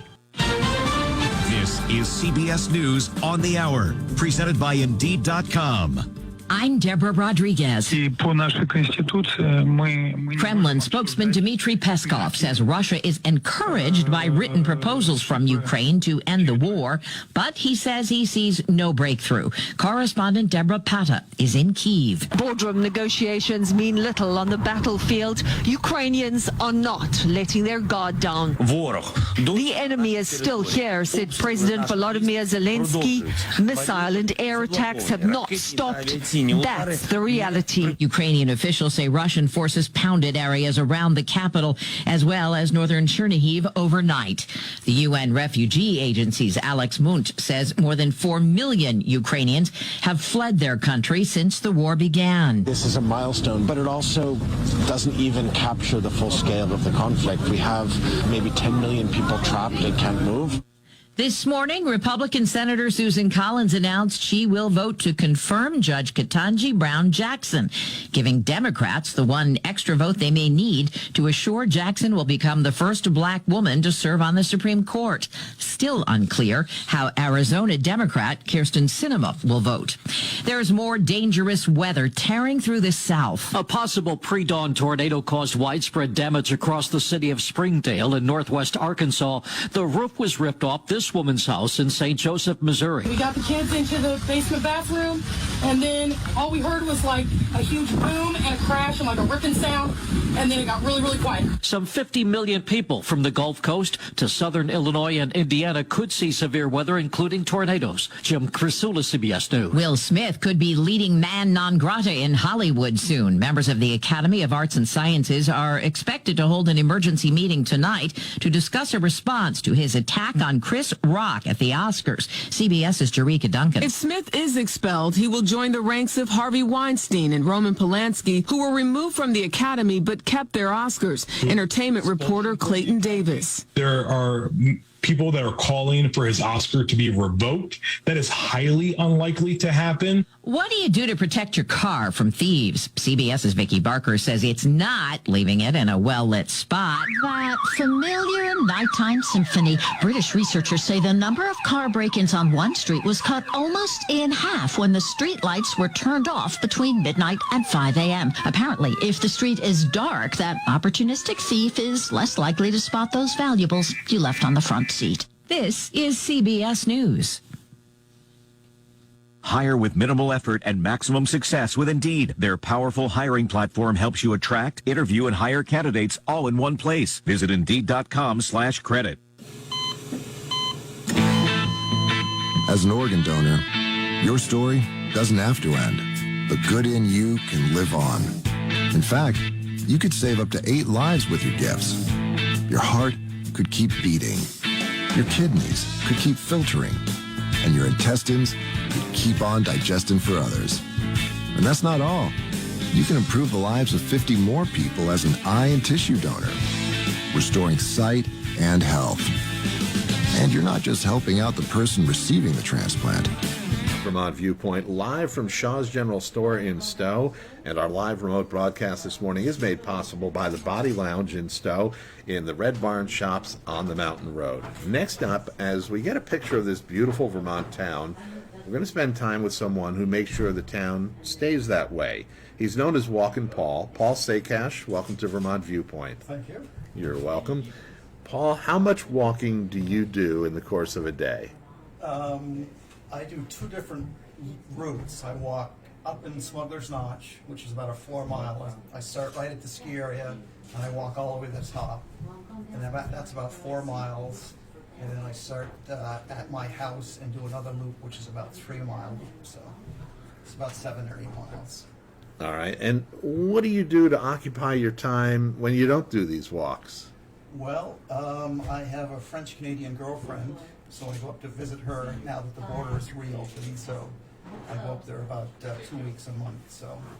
Were you separated for a while by the pandemic? 18 months. Oh my goodness! So it was all on FaceTime. Yeah. And I get aggravated just as much on FaceTime as I did in person. So. And is that in the Eastern Townships where she lives? In the Eastern Townships, Ayers Cliff. Okay. Which is the south end of Lake Massawhippy. Mm-hmm. So. Wow. Yep. Yeah, that's a bit of a drive to get up there. It's about an hour and 20 minutes. Yeah. It's just about 15 or 20 minutes north of the border. But it helps that you speak perfect French. Petit peu. And that's it. So, je ne comprends pas. So I do a lot of smiling and nodding. I would imagine. Because once, about 3 inches across the border, it's French speaking. Well, the Eastern Townships is actually quite English. Yeah? But if you get farther up towards Sherbrooke, it starts to get more French. Yeah.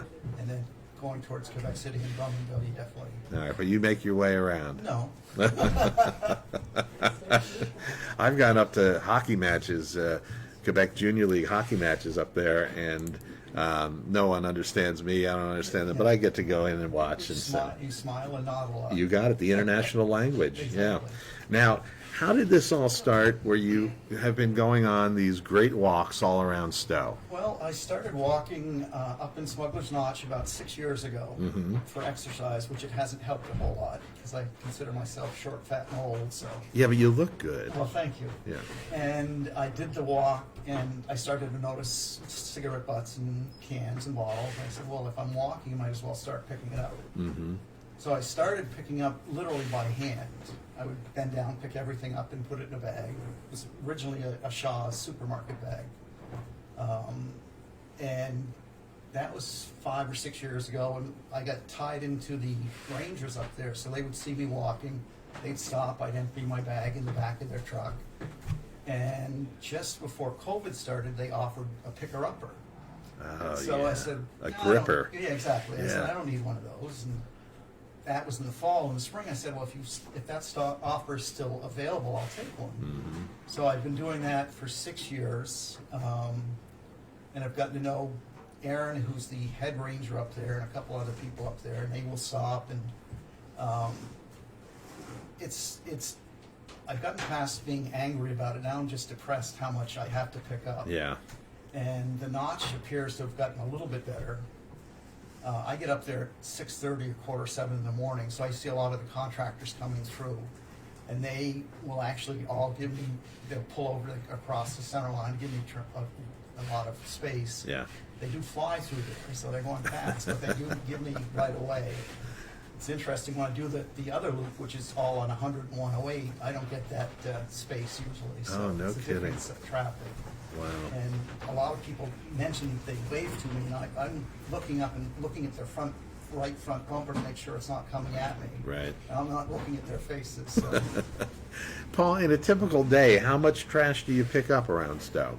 I would say, well, I use it's a Kinney's, I don't know if you've seen the Kinney's orange bags. Yeah, those are nice. I will fill probably, the village loop is about 2.5 bags of that full, so probably 2 to 3 pounds a day. So. And then where do you toss it? Well, in the summer, there's a trash can here on the main street. Yeah. There's so I come down 100, I go up 108, I go up on the Weeks Hill to Mayo Connector and then back. So there's one here, there's one at the beginning of the Mayo Connector, and then I go home with it. So I have 2 different places I can drop it. So. It's funny, I asked Charles Safford, the town manager, earlier why it's such a beautiful town, how it stays so beautiful. It's got natural beauty, but it's all because of Walkin' Paul. Well, that's not 100% true. But it was interesting. I went to the select board meeting the other night, and a gentleman said, have you started your route yet? And I said, well, no, not really. And he says, well, my wife goes out now and she carries a bag with her. Oh, and, Paul, that's beautiful. Yeah, and then I was at the post office the other day, and I opened the door for a woman, and she says, are you the guy that picks up all this stuff? So it is I'm being recognized, and I'm not doing it to be recognized. No, I understand. So. Yeah. Well, were you really inspired by those PSAs with Iron Eyes Cody, with the tear running down his cheek that saw people littering? Is that you can't wait for Vermont Green Up Day to come back around? I can't say that entered it in my thought process at all. No. Yeah. You see trash, you know it has to be picked up. And it's kind of interesting now. I feel guilty if I walk somewhere and don't pick it up. So. Yeah. But. Well, I will say those PSAs inspired me all those many years ago, never to throw trash out, right? Hold it. Keep it in your car. There's going to be a place to properly throw it out in a few minutes. And I don't want to justify cigarette smokers, but they've stopped putting ashtrays in cars. So, oh yeah, you know, and I'll pick up 100 to 300 cigarette butts a day. Oh, well, that's the worst. Yeah. Yeah. What are the things that you see most often discarded? Mike's Hard Lemonade. Mm-hmm. Bud Light cans, cigarette butts, of course. Yeah. I mean, it runs the gamut. Anything too disgusting that you wouldn't pick up, even with your gripper? I try not to pick up the pet poop bags. There you go. It just aggravates me. All right. I'll move it and I'll pile it up so somebody else will pick it up. I mean, I've picked up diapers. I've picked up, one or two hypodermic needles. No kidding. Yeah, but I think two maybe. Yeah. 6 years. And you said it seems it's getting better in the notch. It seems that way. Yeah. You're the guy who would be able to tell. Well, I used to do it every day, and now I only do. I still walk the notch in the summer every day, but I only pick up trash every other day. So. Yeah. So, I mean, you're out there picking up trash. Do you listen to music? Do you just do a lot of thinking? I listen to 101.7, so one of your sister nice. stations. Great one. Zeb Norris will be very happy. Yeah, DEV doesn't come in very well up there. Yeah. It doesn't really come in very well on Maple Street. I live up by the other Shaws, so. Now, the AM, but you can flip over to the FM, 96.1, yeah. Yeah, don't forget that. All right. Now, will you keep doing this? Is this something, you've done it 6 years. Is it something you're going to keep on doing? I hope to, yeah. Yeah. I mean, it's, as I said, I'm only here 2 weeks a month, so. Yeah. So I've done it a couple times this winter so far, but I mean with the spring when we had the warm up spells. Yeah. Are there days when it's just too cold where Paul says no walking for me today? During COVID, I went up to the notch 363 out of 365 days. So. Wow. I understand you had like a 180-day streak going, kind of the Cal Ripken streak for a while there. You're retired. What did you do for a living before you retired? I worked in hotels all over town. Oh, yeah? Yep. Yeah. What kind of stuff? I worked at the front desk. Yeah. So. You enjoy meeting people? I did, but I'm glad I didn't have to work through COVID. So oh, no I don't kidding. work well with masks. So. Yeah. Oh, man. Oh, wow. All right. And, I think you said you're starting to see this, but you get a lot of feedback, positive feedback from people of Stowe who know what you're up to. And honking their horns and waving. And as I said, I don't see most of them, either the reflection off the windows or I'm not looking at their faces. I'm looking to make sure they're not coming at me. So. But they know you. They know Walking Paul. But I had done one loop and I got home and I looked up and I saw these colorful eggs on my front lawn. I thought somebody had thrown more garbage on my front lawn. And it happened to be one of the older gentlemen in town who put Easter eggs with a gold dollar in 10 of them on my front lawn. It kind of rewarded me for doing it. So, oh, that's beautiful. But anonymously, so I finally found out who it was. Oh, man. That's kind of uplifting to know that it is making a difference. People are, and like you mentioned, the one woman who's out there taking a bag along, picking up trash. A couple other people say that. Good for you. Yep. Yeah, keep going, Paul. Appreciate that. I really love what you're doing. Thank you. All right. Walking Paul Saycash, thanks so much for keeping Stowe pristine, and thanks for being on the show. I know you don't want any publicity about this, but it's a great thing you're doing. Thank you very much. All right. We're going to take a break, and then we'll return to our live broadcast from Shaw's General Store, and we're going to learn about the work of the Stowe Land Trust. This is Vermont Viewpoint on WDEV.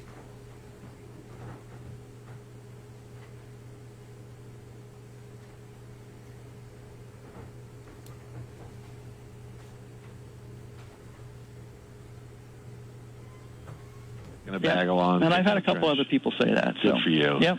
Yeah, keep going, Paul. Appreciate that. Thank you. I really love that what you're doing. Thank you. All right. Walking Paul Saycash, thanks so much for keeping Stowe pristine, and thanks for being on the show. I know you don't want any publicity about this, but it's a great thing you're doing. Thank you very much. All right. We're going to take a break, and then we'll return to our live broadcast from Shaw's General Store, and we're going to learn about the work of the Stowe Land Trust. This is Vermont Viewpoint on WDEV.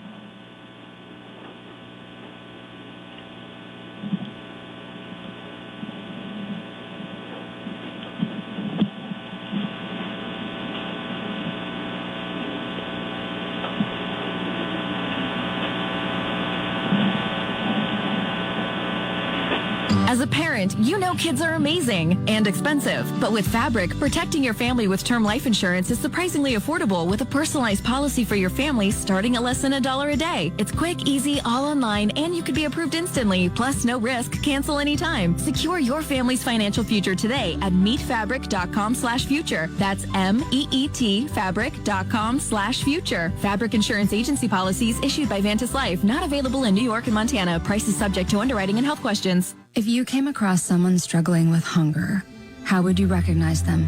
Would you notice a 16-year-old boy who got his first job, not for extra spending money, but to help feed his little sisters?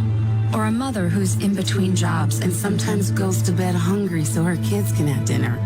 I am the 1 in 8 Americans who struggle with hunger. I am hungered in America. Hunger can be hard to recognize. Learn why at IamHungerInAmerica.org. Brought to you by Feeding America and the Ad Council. Hello, Lori Klein here. I have been the buyer at the Warren store since 2007. I am retiring at the end of March. After 2 years of COVID-limited buying, I am proud to say that I am leaving the best collection ever upstairs. This year's spring clothing is beautiful, irresistible, and wearable. The homewares are fantastic and wonderfully displayed by my talented staff. I implore you to make the trip to Warren Village, have lunch, it's almost deck weather, and head upstairs for a look-see. You won't be sorry.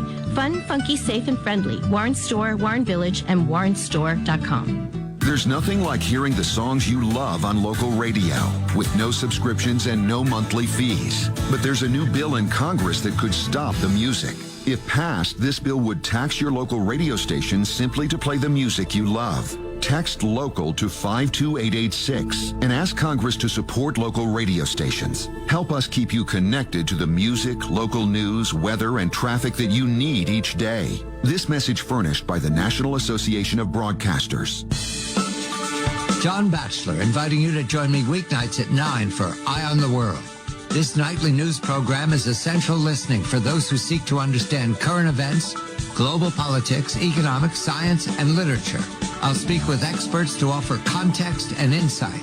Eye on the World, weeknights at 9 on Vermont Viewpoint on WDEV. We're still here at Shaw's General Store in Stowe, broadcasting live and learning all there is to know about Stowe. And when people think of Stowe, they often think of Trapp Family Lodge, Stowe Mountain Resort, the Alchemist Brewery, but they also conjure images of open, unspoiled land where one can find peaceful strolls and beautiful hikes.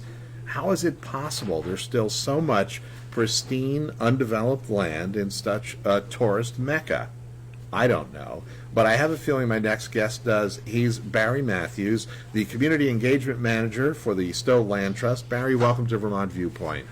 Thanks for having me, Rick. You do know the answers of those rhetorical questions I just posed, right? I hope so, and that was an excellent summation of the work that we hope to do. Okay, good. Well, start us off. When and why did the Stowe Land Trust get started?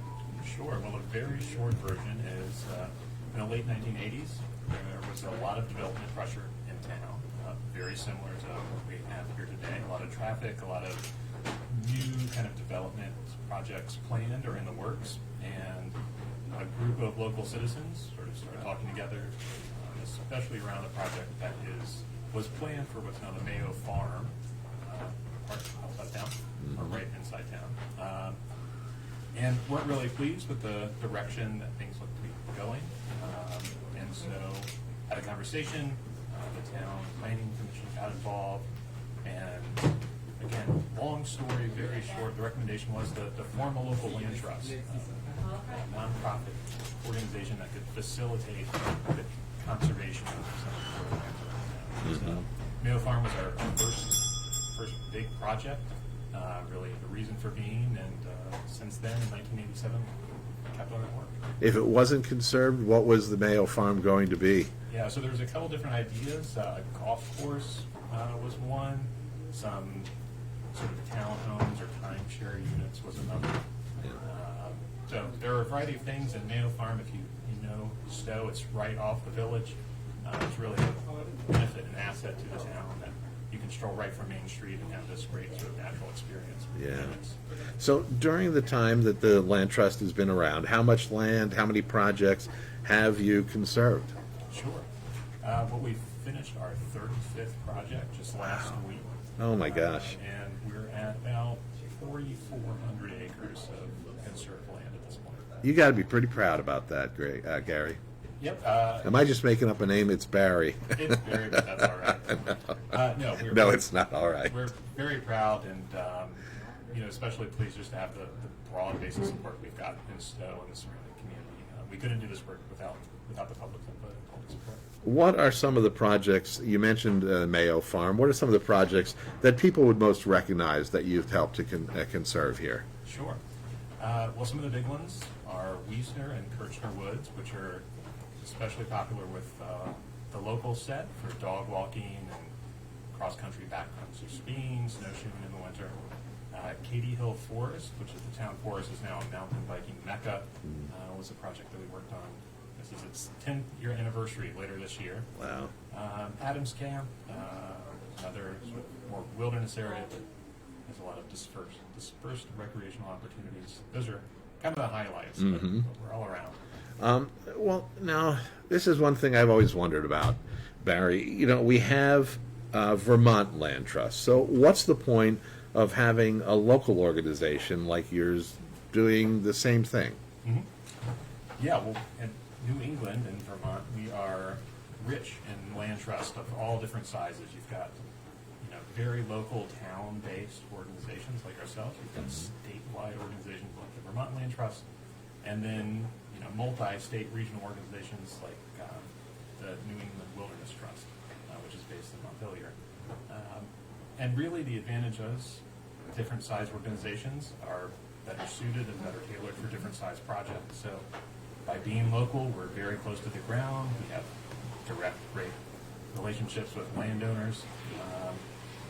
We have our ear to the ground of the community, I'd say, in a way that a statewide organization, is working on products all over the place and, has those great relationships, but you can't be everywhere at once. Will you team up with the Vermont Land Trust on certain projects? We do, and in fact, our most recent project that we just closed, the Ricketson Farm, was a project collaborating between us and Vermont Land Trust and the State Housing and Conservation Board.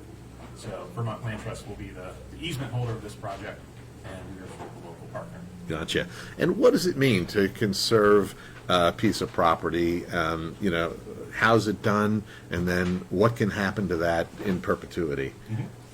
So we work primarily through a tool called a conservation easement, which is a legal agreement between a conservation organization like ourselves, sometimes a municipal or state government, and a private landowner. And that conservation easement essentially represents the development rights of the land. So the landowner either donates or sells at a reduced price that easement, and then the conservation organization will hold those rights, like you said, in perpetuity. So each easement, each project is a little bit different. They're tailored to the needs of the property, the needs of the landowner, and they really represent different natural resource values that we're going to protect. It takes cash to do this. How is the Stowe Land Trust funded? Sure. We're funded primarily by members. So we have a great membership base here in town, and also drawing on, like you said, Stowe is a tourism mecca, and so we've got fans all over the world at this point, which is great. So we work primarily through donations, individual donations, but also a combination of state and federal grants for large projects. The Ricketson Farm, again, that we just closed on, received over $1 million in federal support through the Vermont Housing and Conservation Board. So really, it's a combination. Well, let's talk about that Ricketson Farm because this is really pretty exciting. First of all, we had Rachel Moore on from The Current, talked about the cows that were made and sold, and I'm really upset that there's none available. But that's a great thing. This organization comes together, these two organizations come together, figure out a way to raise some money. You find out money here. But when I first asked you to be on this show, you were still working on the Ricketson Farm, and in the meantime, you've reached your goal. Yep. So tell us what'll happen there. Sure. Well, we just officially signed the paperwork last week, so we can officially say with an exclamation point, the Ricketson Farm has been conserved, which is the culmination of about a year-long project and maybe 6 months of really public fundraising. And yeah, so now I lost the question. What happens now is the farm's prime agricultural soil, it's important wildlife habitat and wetland resources up the northern part of the property. Those are conserved and protected from development forever. So the agreement stays with the land, so the landowner now can sell the land, deed it, inherit it as he wishes, but those restrictions will stay, and that farm will stay in agriculture forever. Why was it important to do that for the Stowe Land Trust, to get involved and to make sure that would happen here? Sure. Well, there are certain resources that we have that are truly irreplaceable. Once developed, farmland especially never returns to the kind of protective state that it was originally. So you can't say, we'll put up some houses, put up some roads, and if that doesn't work out, 100 years from now, it converts back to farmland. Once you muck up that resource, it's really done for. So in these moments of transition, when a farm owner is looking to move on from their farming operation or deed it to the next generation, it's really important to step in and, where we can, make sure that those, like I said, truly irreplaceable resources are protected. Yeah. Now, I saw that you're hiring a summer naturalist. Not something I would think of with that a land trust would have. I just think you're worried about, conserving land, and that's the end of it. But tell us about, how having a summer naturalist, someone, to kind of give people a connection to the property that you conserve, advances the mission of the Stowe Land Trust. Mm-hmm. Well, we have this great land protection arm, which is certainly the biggest piece of what we do, but we're also a community organization, and inspiring the next generation of conservationists is a strong part of our mission. And engaging the community, whether it's through public programming, special events, or educational opportunities, it's a key aspect of our work.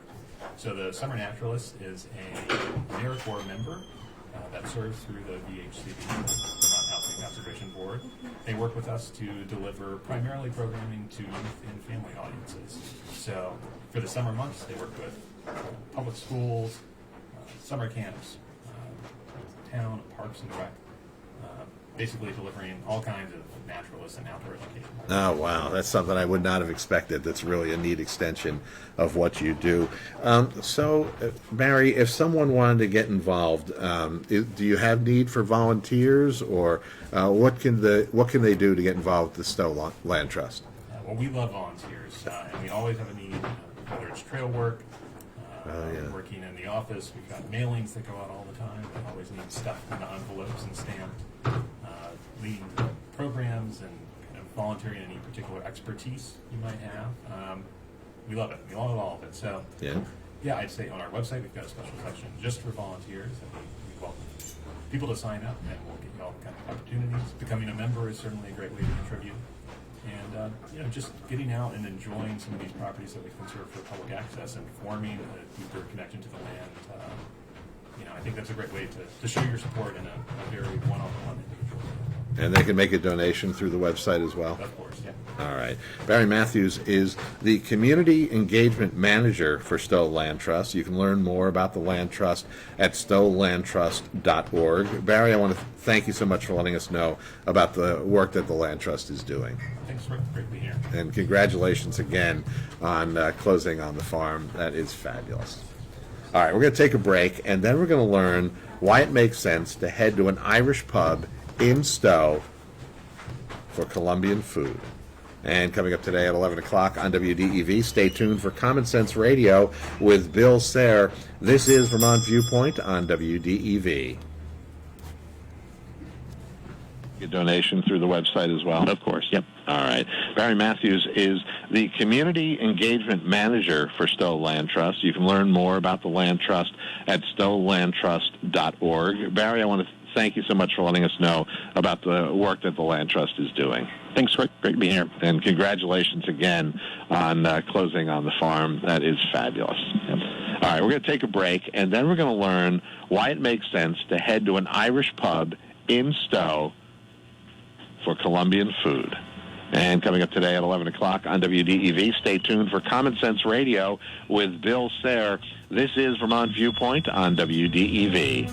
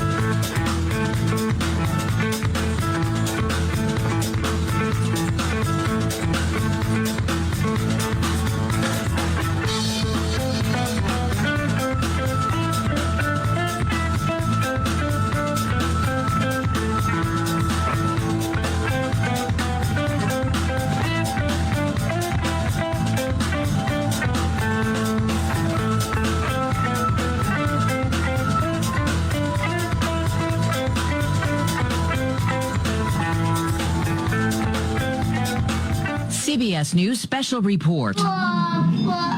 A little Ukrainian boy cries for his father at a hospital in Zaporizhia after a missile strike on their hometown of Mariupol, 120 miles away. New attacks are fueling skepticism about Russia's claims it's scaling back military operations in Ukraine. CBS's Mary Ilyushinu is in Moscow. Today, the Kremlin came out and kind of poured cold water on it, saying that they have not achieved any breakthroughs. They have indeed heard a lot of proposals from the Ukrainian side, but they're not ready to say that they are close to any sort of peace deal. In the Kyiv suburb of Irpin, the mayor says at least 200 have been killed since the war began, and the exodus continues. CBS's Vicki Barker. The UN says more than 4 million people have now fled Ukraine, more than half into Poland. Another 6.5 million people are now thought to have been displaced within the country. CBS News special report. I'm Deborah Rodriguez. WDEV at 90 is underwritten by Northfield Savings Bank. They're the bank of you and everything you do at nsbvt.com. Member FDIC, equal housing lender. Celebrating 90 years. WDEV. Vermont-owned Vantage Press opened their doors in 1973, and they offer fast, accurate, professional, and cost-effective, high-quality printing services for the Champlain Valley. They're on North Street in Burlington, and they're printing everything but money, and you can find them at VantageVermont.com. And Vantage Press is excited to introduce their new lineup of products. If you want to create an eye-catching graphic display for your home or business, call and ask about ReTac Wall Graphics.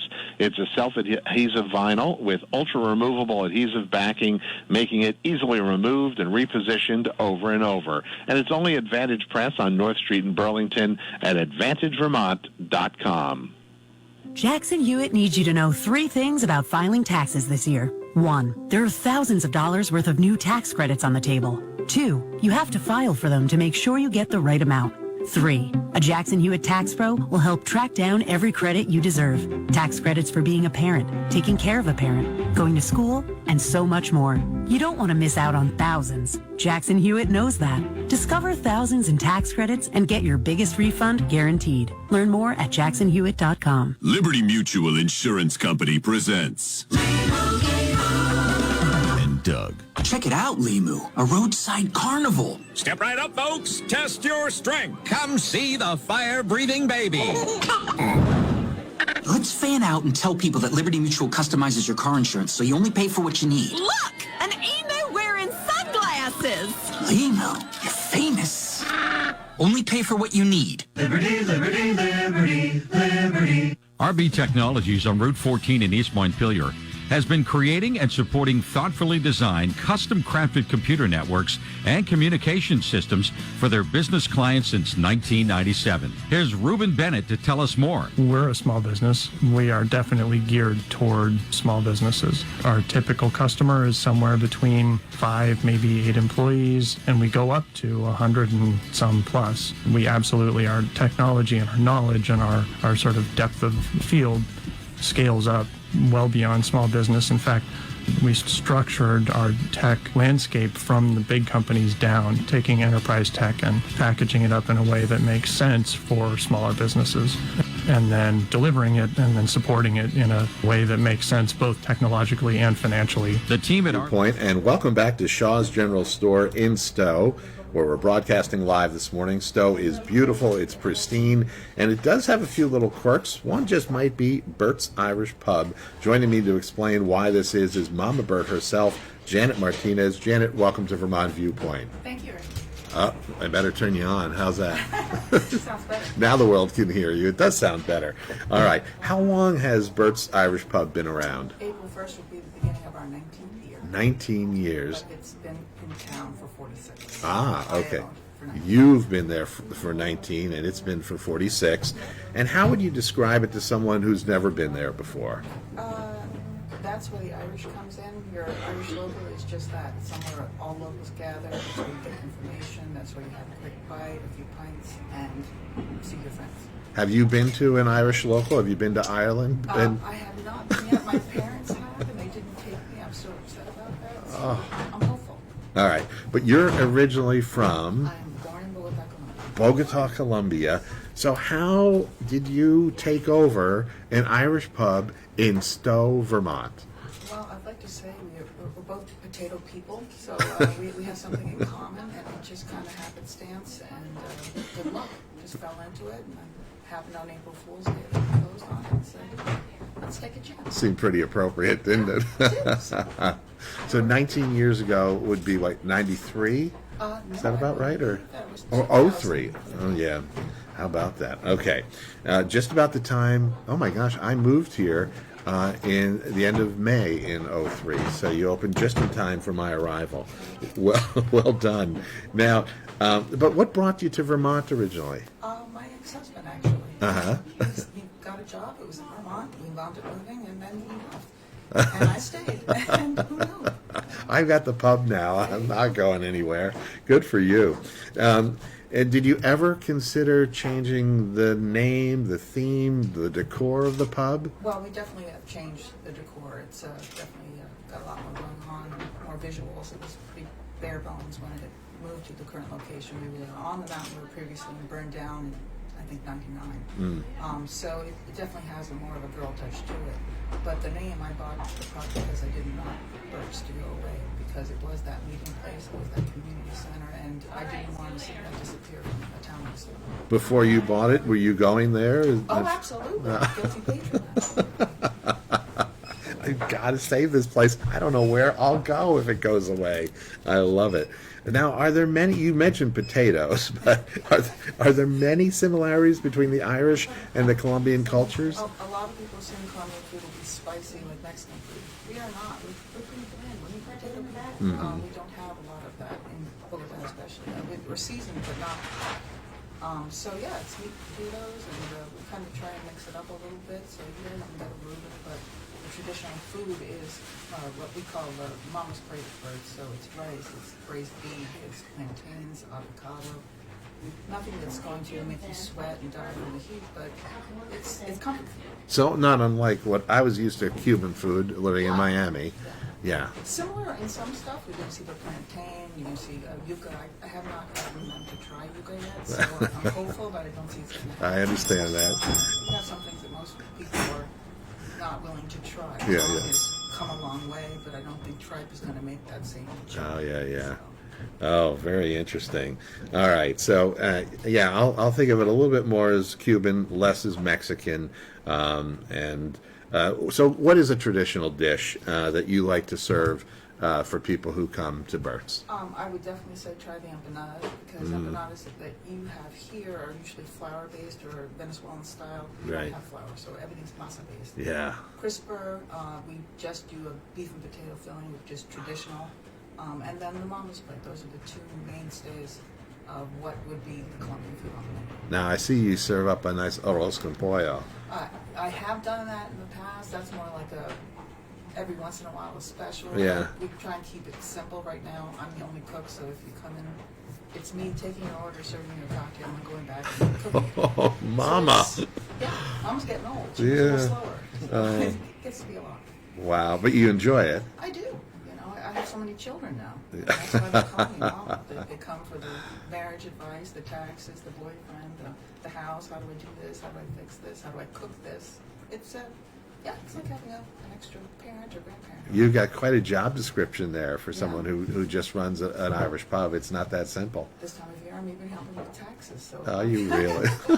you never know what you're going to be asked for help with. So. That's incredible. You'll see babies occasionally in there too. Oh, wow. Oh, I think that's fabulous. Now, I have seen some of the dishes that you serve up.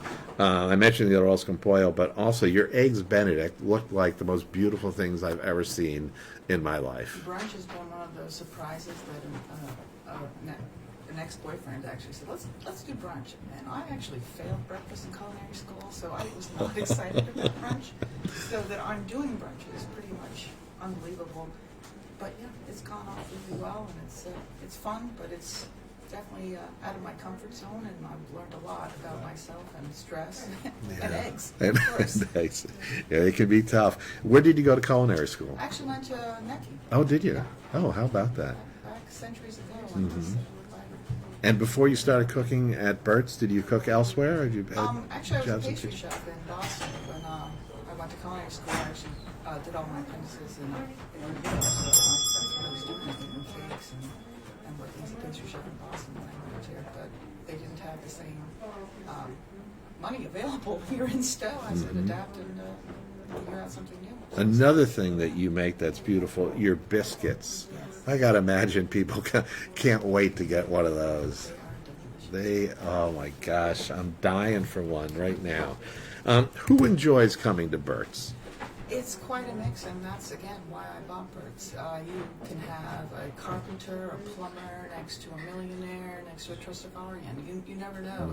It's all equal ground, and that's what I fell in love with. It's a meeting place. You're always, the actual bar is positioned so that you're staring at someone all the time. It's not a straight line. You have to look at someone. And eventually you're listening to their conversations. You're joining in. You're having fun. You're meeting people. That's what we want. That's the Irish pub part of it, right? You're there to talk. Yeah, I have been to Ireland, and that's exactly what it's all about. And I could bore you with tales of people I met, almost about the same time that you opened Bert's. They were fabulous, and there's not a lot going on other than conversation within it. That's what it's meant to be. Yeah. It's not just booze. Although that does lubricate things a little bit. Yeah. Do you have bands playing there? We are so tiny that we have in the past, but Yeah. it really is cramped when we do that. Yeah. We were thinking about adding something upstairs because we have an extra space upstairs. Oh, nice. Engage that too. Oh, I love it. All right. Now, let's see. The fluffy biscuits we mentioned. And you have expanded. So was it all Colombian, and you've kind of brought on the Irish dishes? We really didn't have a lot of food when we started, and you start doing with a very small all-electric kitchen and open flame, so it's very limiting. It's a household stove, pretty much, at the moment. Yeah. So the menu's adjusted to kind of make for that. And at first we started with the American stuff, and then we decided, cook what you know, cook what you love, and they'll figure it out. And they did, and they told them to try, and so we kept adding other things, and we changed it up every once in a while. We added a few more things, we cut our eggs, out of the burgers, just whatever kind of incorporates both worlds. Oh my gosh! And does everyone call you Mama Bert or Janet? Some actually know I have a name, but otherwise it's Mama. Strangers will come up and just call me Mama. People my age or older than myself will randomly come up to say Mama, and I'm like, this is awkward, but okay. That's what makes them comfortable. Yeah. You're having fun doing it. You've been doing it for 19 years. How long are you going to keep doing it? We were just having that conversation the other day, and I think I said to someone that I'll keep doing it until the parts start falling off. And I meant my parts, not the bar. So, we'll see how that goes. Well, it's great to see you. I'm so glad you came in. Janet Martinez is the owner of Bert's Irish Pub, where she serves up some outstanding Colombian food, some Irish food, and some great advice. And you can learn all about it on the Bert's Irish Pub Facebook page. Mama Bert, thanks for spending time with us this morning. All right. One more break, and then we're going to check back in with Alex Stevens, who's our host here at Shaw's General Store in Stowe. This is Vermont Viewpoint on WDEV.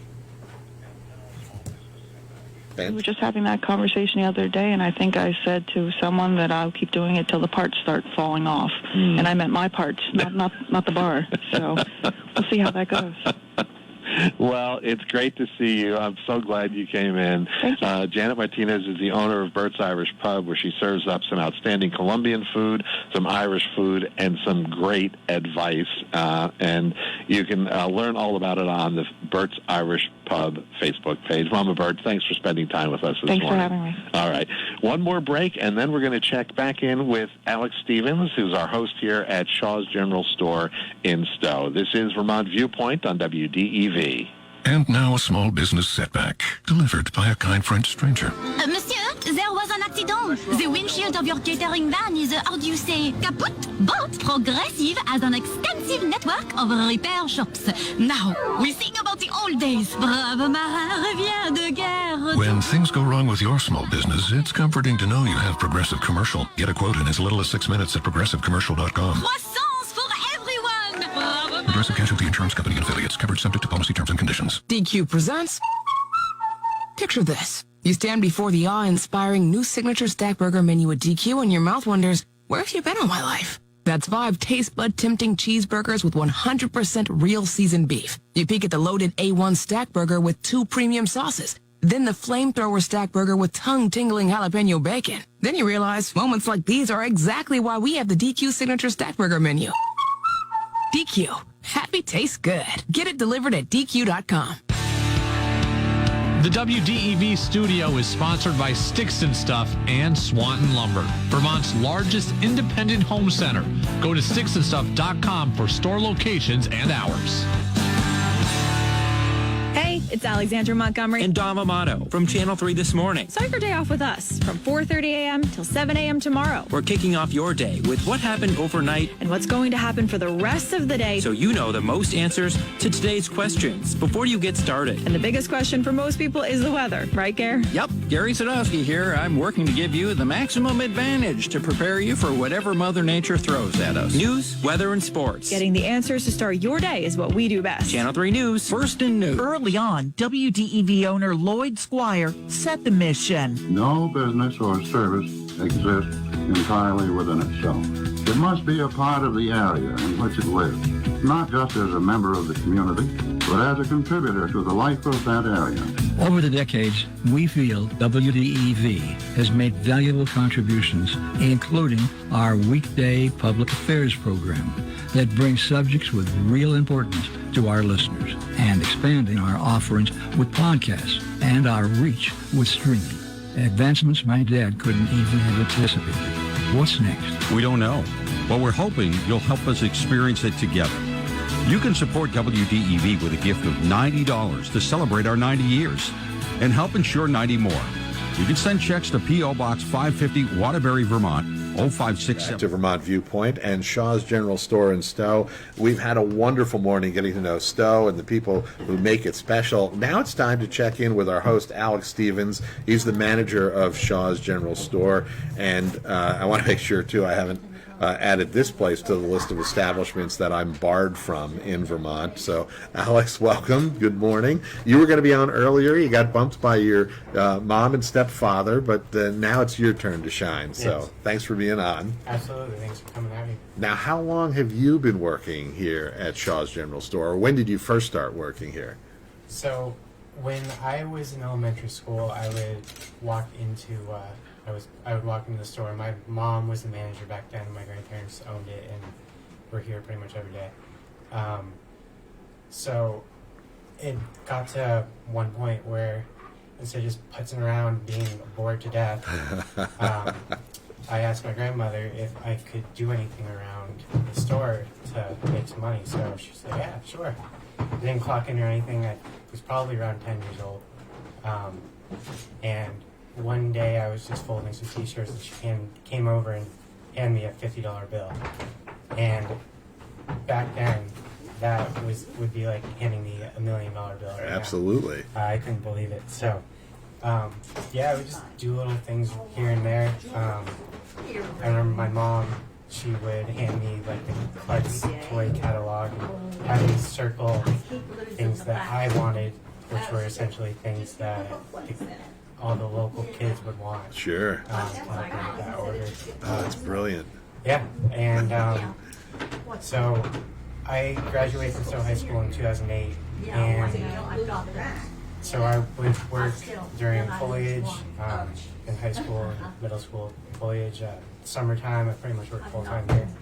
I would not work in the winter, so I could ski as much as I could. And a true Vermonter. yes, and then at college, my mom and I and Sal, we talked about if me working here later on would ever be a real thing, that I should take a 10-year hiatus, which I did, at least a 10-year hiatus, and I came back in 4.5 years ago, September 2017. I've been a manager here since. You seem right at home in this place. From the moment I walked in this morning at 8 o'clock.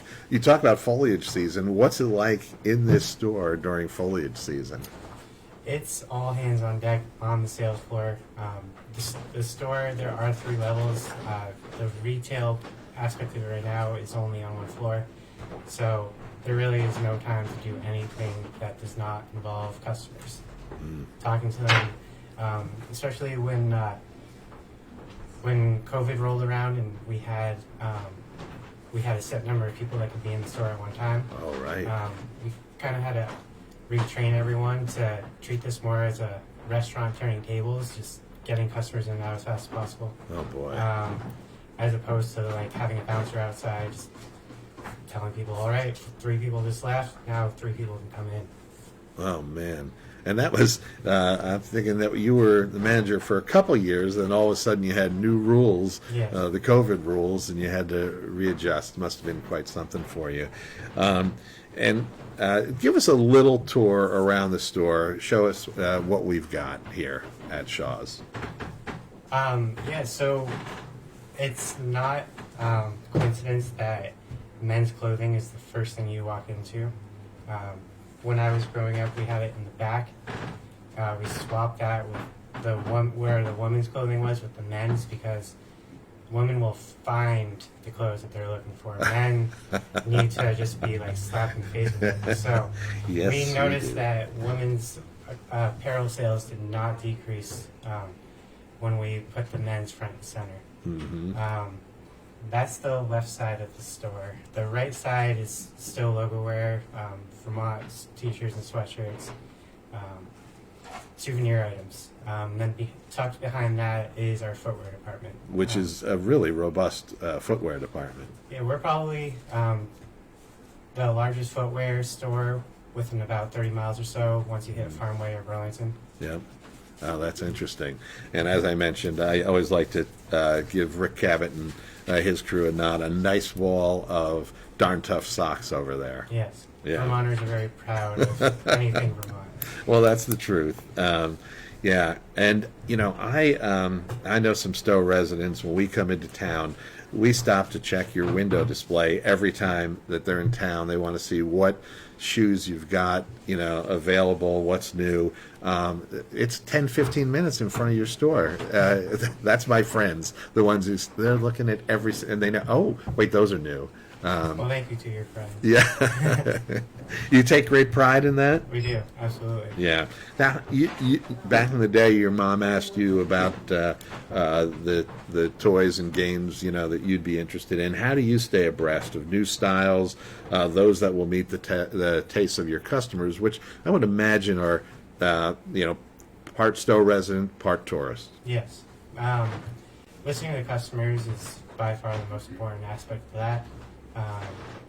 And I mean, we've been being around 127 years. Of course, the needs of the customer have changed, so that's required us to constantly be on the move, making sure that we have what the people who are coming into the store are looking for. Not only that, but going to trade shows around New England or the greater area, seeing what's new for yourself rather than just relying on a catalog. And being around for so long, there are brands that we've carried for over 50 years at this point, and the sales reps for those, they don't only rep that product, so they want to make sure that what the but the product that they have is in the best interest for our store, that we can turn it as quickly as possible. So when they get a new item or a new product or new brand that they are representing, if they think it's going to fit, listening to them, developing these relationships with them over years or even decades, they really know the taste of our customers, and we learn to trust them and just go with it, even if we think it might be a flop. It might be worth the risk of seeing if they were right. 127 years, incredible to think that that you can draw that straight line back, and owned by the same family. You are what, the great grandson of the original Howard Shaw? Fifth generation. Yes. So is there a certain amount of weight, pressure you feel, running this store at this time?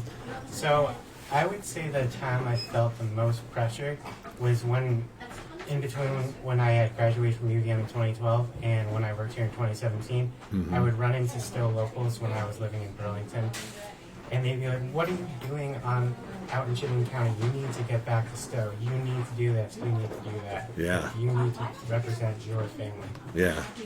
That was the time I felt more pressure from anyone else. But and when I moved back here in 2017, I was a little nervous about. I wasn't mentally ready to leave Burlington, but within 4 weeks of moving out of Burlington, I was like, well, I am not going to miss that place. And what is it you love about Stowe, about the community here? I guess I would say just how quiet and relaxed, down to earth people are that live in Lamoille County as a whole, Washington County as well. I live in Duxbury, so just that people in this area really appreciate what it is that our world has to offer. Now, one thing you mentioned to me is right now, if, as a matter of fact, this would be probably the best time to come into Stowe, to come into Shaw's, because this is about the quietest few weeks of the year right this moment. Yes. So come on in. And yet it has been quite, I'm going to say quite busy this morning, people in and out throughout the 2 hours that I've been on the air. Yes. Yeah. This March has definitely been busier than other Marches, and I feel like a piece of that is because for the last 2 years we've had a lot of customers that were not able to come into the state because of the restrictions, and so they haven't been able to ski their beloved mountain here at Stowe Mountain Resort. And this year, now that they finally can, they've just been jonesing hard, and they are hitting up all the different features that our mountain has to offer. Love to have them back. Alex Stevens is manager of Shaw's General Store in Stowe. Alex, thank you so much for letting us sneak in the store, set up camp here. This has been a great morning. Thank you. All right. The morning's broadcast was brought to you by the Body Lounge in Stowe, makers of an extensive line of powerful arnica products, creams, lotions, oils, bath salts, and CBD-infused formulas. And the Body Lounge is on the Mountain Road in the Red Barn Shops in Stowe. That is our show today. Next stop is in a couple weeks. We'll be at the Plainfield Hardware Store in Plainfield. And Vermont Viewpoint is directed by Danny McGivrigan. We had special technical help this morning from Steve Tanzi and Lee Cattell. And you can listen to past episodes of Vermont Viewpoint by downloading our podcast at wdevradio.com. I'm Rick Singari, and I'll meet you back at the station tomorrow.